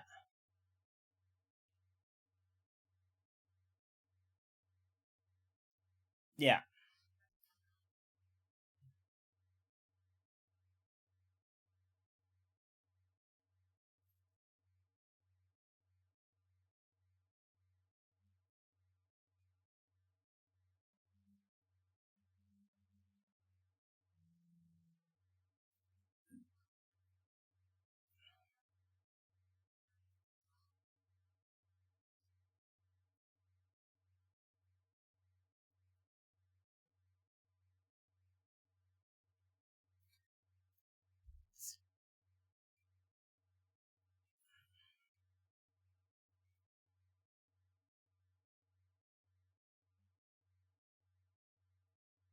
yeah.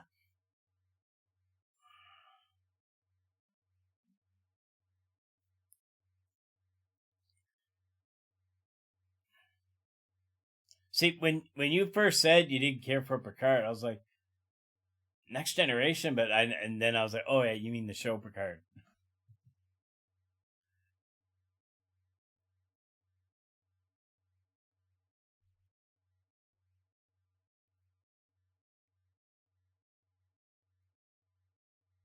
Oh,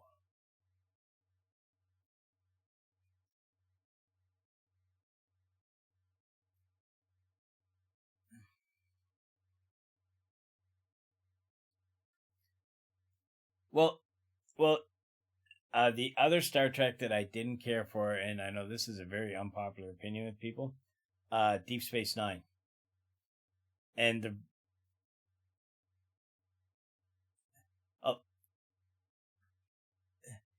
well, a lot of people's like, oh no, there was a whole Kardashians and the war with the Kardashians, and then yeah, well, aren't that what they're isn't that what they're called? Kardashians, same thing, weirdos. Um,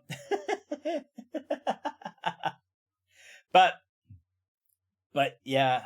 Anyways, my whole thing with Star Trek is that second word, Trek. Deep Space Nine didn't trek anywhere. I mean, eventually they started going through the wormhole a little bit with their like that super souped up shuttle they had, but it was all about the planet, uh, and Bajor and the space station and the Cardassians. I'll say it right this time. Um, but and it was all about it's just like, oh my god, every episode it was like, okay, they're going to be in the bar talking to Quark. Um, I Udo, what was uh the guy who could shapeshift? I can't even remember his name now, but he's going to change into some sort of animal and scurry away and spy on people. You kind of could predict what every show was going to be because they didn't go anywhere or contact anybody.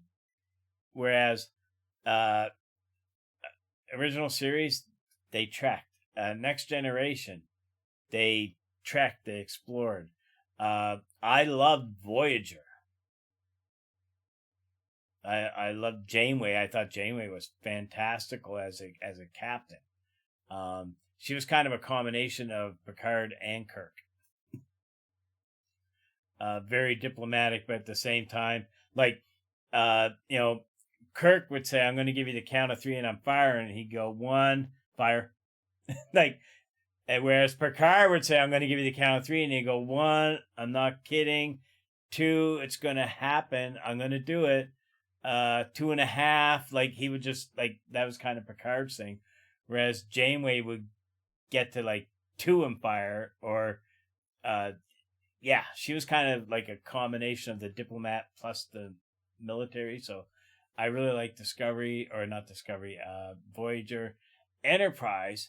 Now, I didn't watch all of Enterprise, and that's one that everyone keeps missing. With Archer, Sean just brought that up on my TikTok. Um, I did see a few shows, and I like the concept of this is how Star Trek started. This is how they, the first Enterprise came about and whatnot. But my favorite of all time, and only because that's what I grew up with, would be the original series. It's nostalgia, but not just nostalgia. It,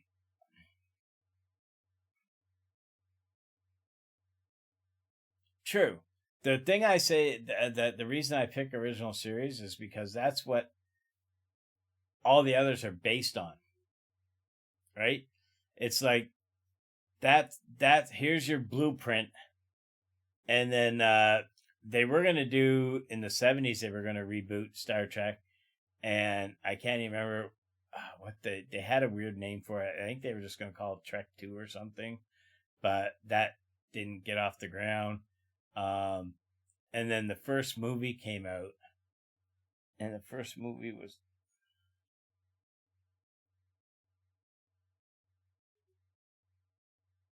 yeah, yeah. They wanted to do another live action, but it never came off the ground. So instead, there was the compromise, and that's where the motion picture came out. I have seen all of the motion picture, but not all at the same time.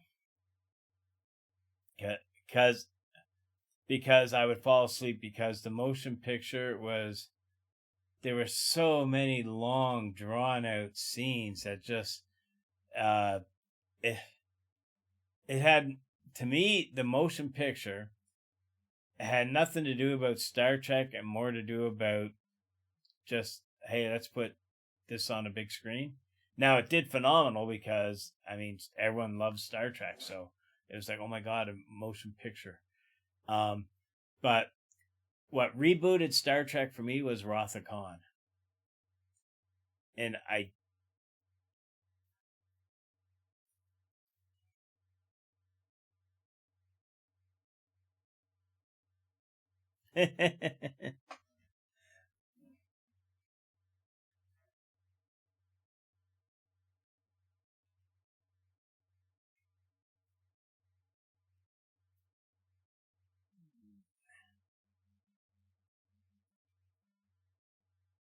yeah,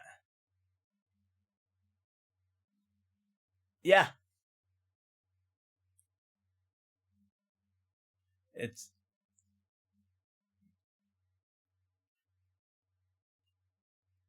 well, yeah, and it literally like, and it's not just like us saying motion picture. If you find a copy of it anywhere, it's literally called Star Trek: The Motion Picture. I oh yeah, yeah. That we've gone from that. No, it wasn't even used then. We always called them movies. It was just, I think it was to, pardon me, to differentiate between the TV show and this is a feature length in the theaters movie.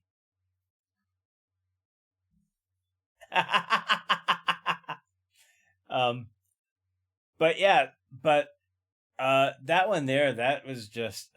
But then they did Wrath of Khan, and to me, I don't think a Star Trek movie has lived up to Wrath of Khan. I'm not saying they all suck. I'm just saying, as far as like, there's been a lot of really good Star Trek movies, but Wrath of Khan had a little bit of everything in it.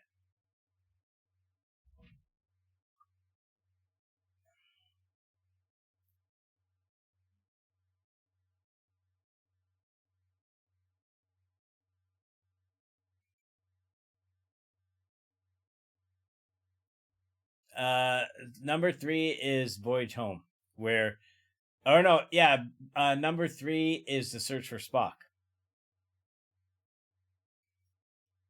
Yeah, yes, yeah, that's number four.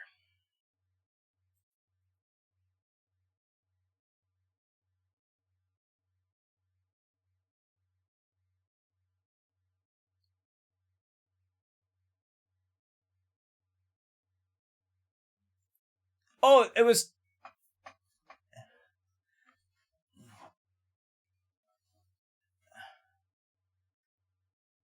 Double dumbass on you. Double dumbass on you. Nuclear vessels. Uh, yes. But if you watch the original series Wrath of Khan, and then you watch or not Wrath of Khan, Space Seed, it's called. The original series episode Space Seed, that's where you first meet Khan. And then you go and watch the Wrath of Khan. They literally link up, even though they were filmed like 20 years apart. And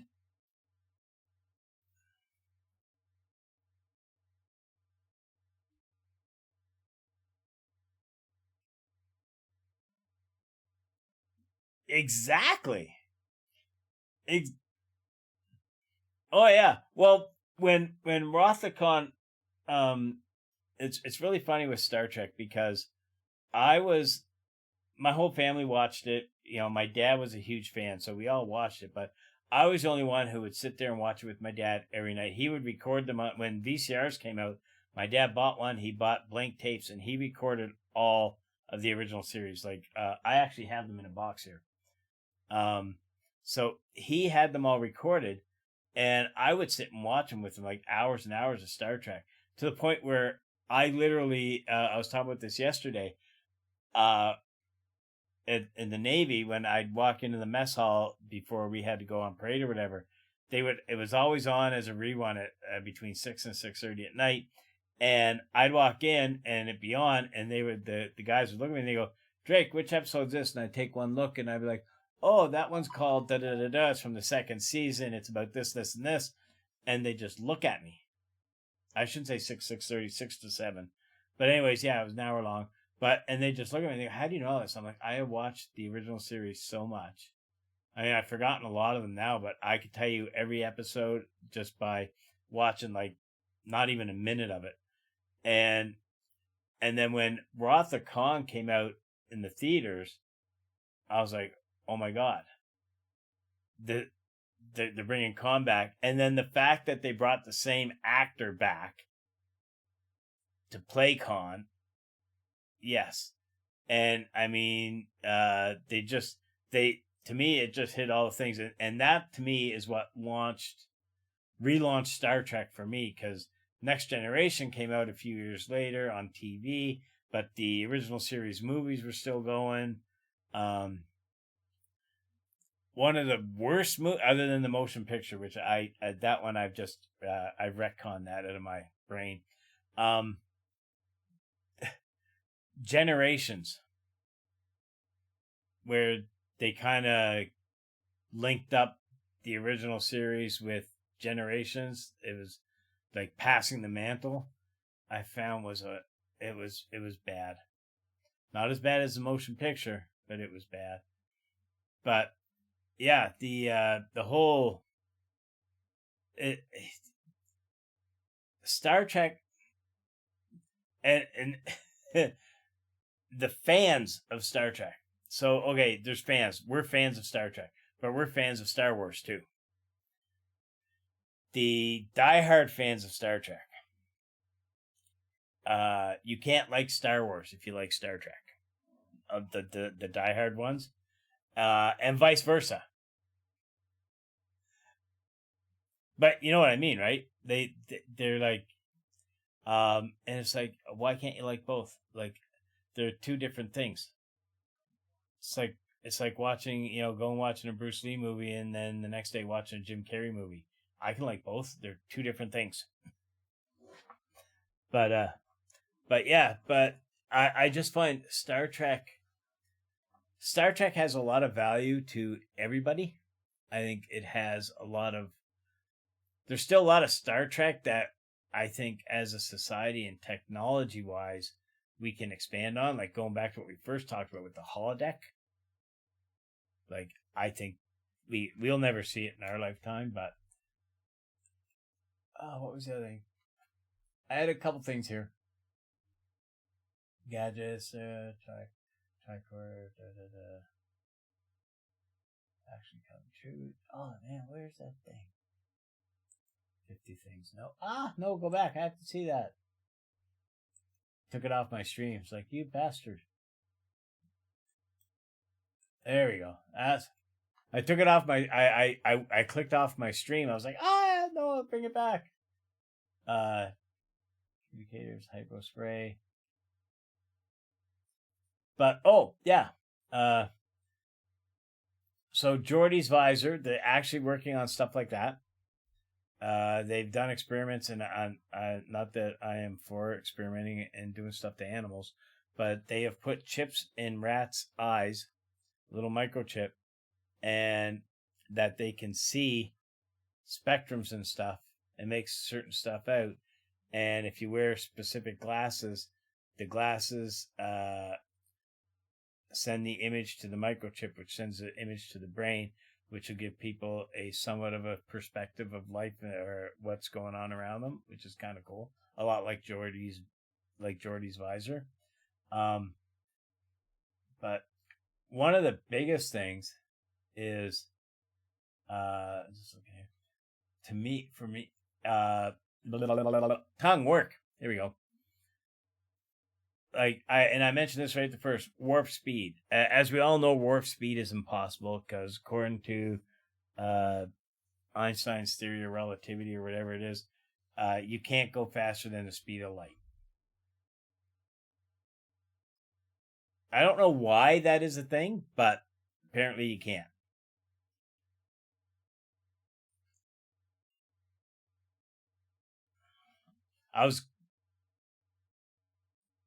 That's what I was going to mention. So they do talk about if you can create a wormhole, and so instead of traveling all that distance from point A to point B, you bring point B to you, and you just kind of go through the door, kind of thing, like a wormhole. So you're bending space, which I think is a really cool. I don't know how they'd ever do it, but I think it's a really cool concept.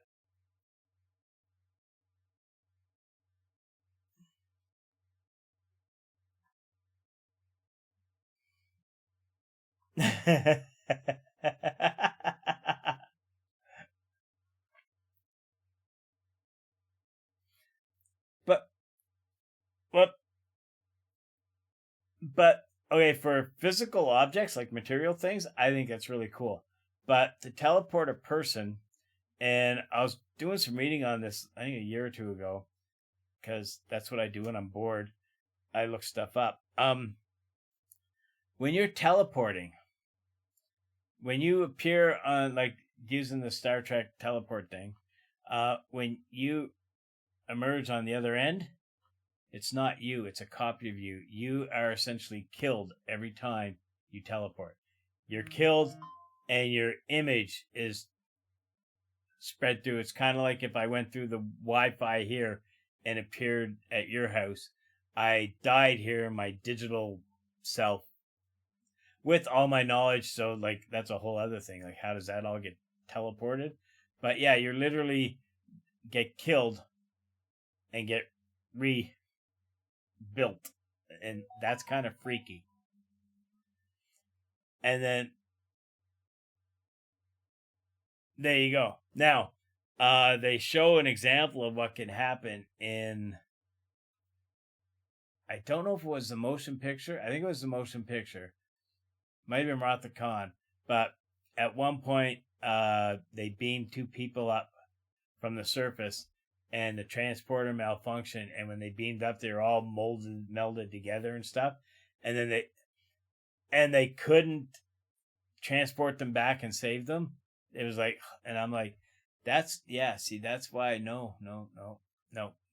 I'd love to watch people get transported. I think being transported would be really cool, but I will stick with a shuttle. Get me a shuttlecraft. I'm a McCoy. Don't kill me. Because it's got to be painful being disintegrated. Like, I mean, you're being literally disintegrated. Like, how is that?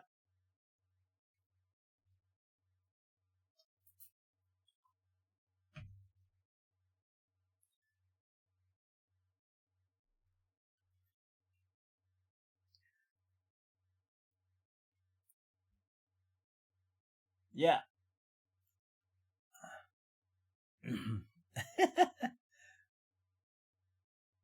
Like in I think it was one of the Next Generation episodes or one of the Next Generation movies where they come across this ship and they find Scotty's pattern in a loop in the buffers and they bring him back to life. It's like if you're conscious, if you're yeah, if you're conscious that whole time and sitting in a buffer, because their whole thing is you're supposed to be conscious during the whole thing. That's why you'll see when they're having a conversation before they transport, and when they're rematerializing, they're finishing the conversation as they rematerialize. So your consciousness has to still be there in the buffer. Yikes! 200 years later, I've been in a buffer. You would be insane at that point. Um, but so yeah, so you have, and that's one of the other cool things about Star Trek. So they have the buffers for the transporters. Um, there's no way to recreate gravity on a spaceship. I mean, you could spin it. You can spin it, but a starship like the Enterprise, it doesn't spin. So they created inertial dampers.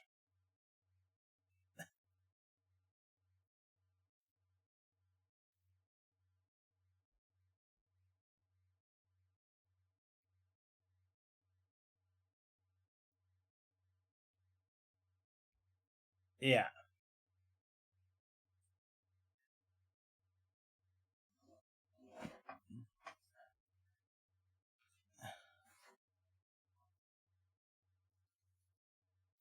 and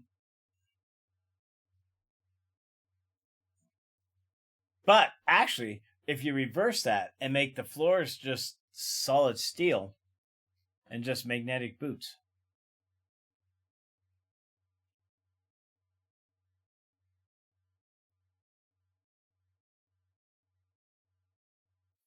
yeah, it wouldn't be, and you wouldn't be able to move fast.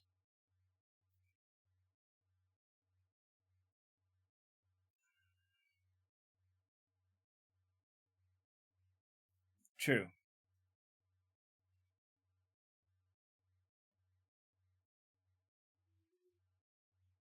because that I mean that's one of the other things. It's like how do you uh work and travel to like the other end of the galaxy, for instance, if you could, and have no gravity and try to like sit in a seat and run a starship and navigate. Yeah, but they also one of the other things is, and this comes from uh, the Star Talk podcast, like if you were flying through space at warp speed, you technically wouldn't really run into anything because although they make it look like everything's really close, everything is so far apart. The odds of running into something, unless you aimed at a planet, are slim to none.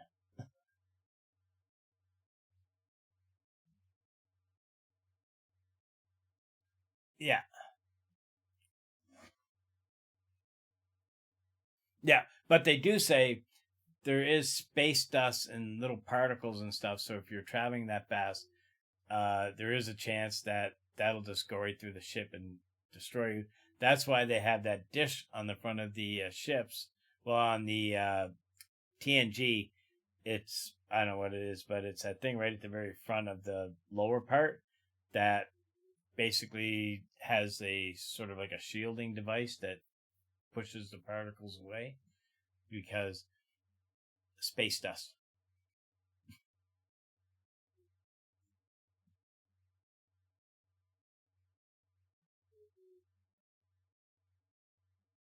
I know. I've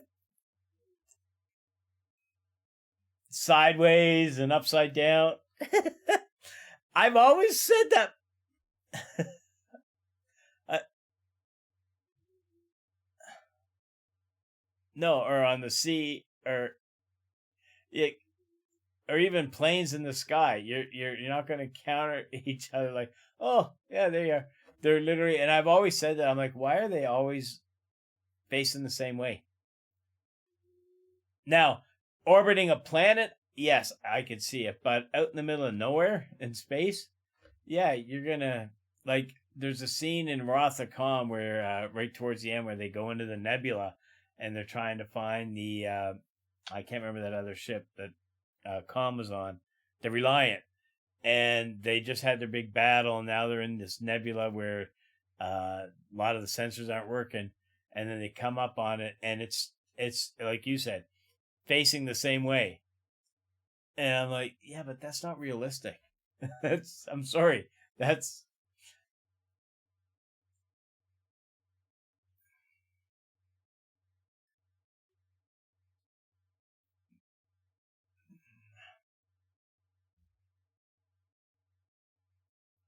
yeah,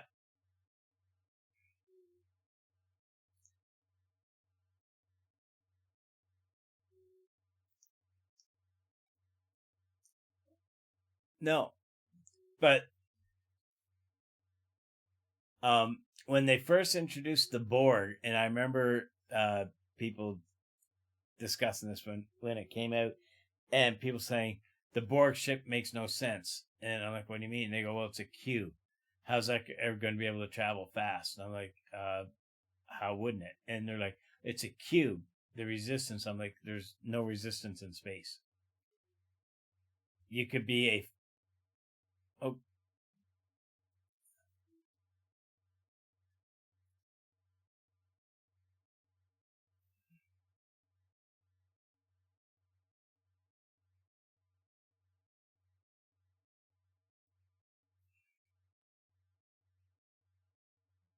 yeah,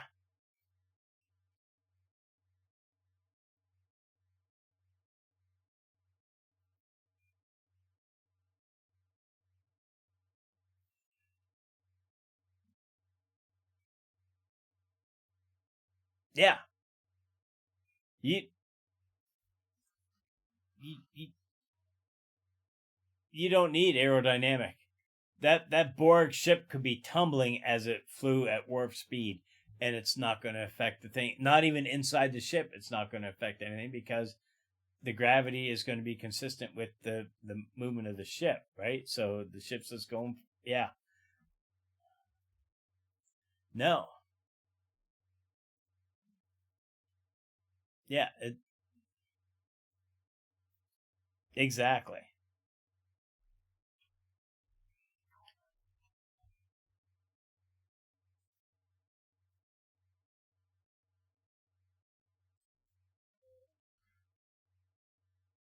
yeah, yeah, exactly.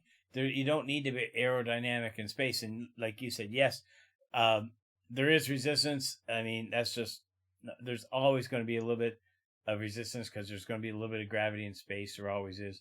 That's why on the space station they float, but they're not hanging on the ceiling because there is a little bit of it's not much, but yeah, but cool. Uh, no, I was just about to say we've done 2.5 hours. I think we had a great talk. Um, Now I get to edit all this, and I'm gonna do because I read the VOD I'll download after I'm done, but I actually recorded the TikTok part of it so that I yeah, because what I'm going to do is I'm going to edit that down and cut some stuff out and make a short little. I'm going to make a short out of it with just some highlights to promote the podcast. And when I upload it all, it'll up, blah, blah, blah, blah, you know. Aha, cool. Alrighty, so once again, everybody, thanks for those of you who are lurking, watching TikTok as well. Sean, thanks for stopping by. This will be up on the YouTubes probably the next day or two. I just got to do some editing. Hope you all enjoyed it. I had fun. Shannon, thank you for joining me. This was fun. I got a lot more topics as you saw, so we will do this again. This is cool. I like this. Cool. Have a great day, everybody. I am going to blast off. I don't think I'm going to raid out. I'm just going to end because I have something I have to do real quick myself. But yes, so thank you, Shano. And have a great day, everybody. Bye. All right, guys.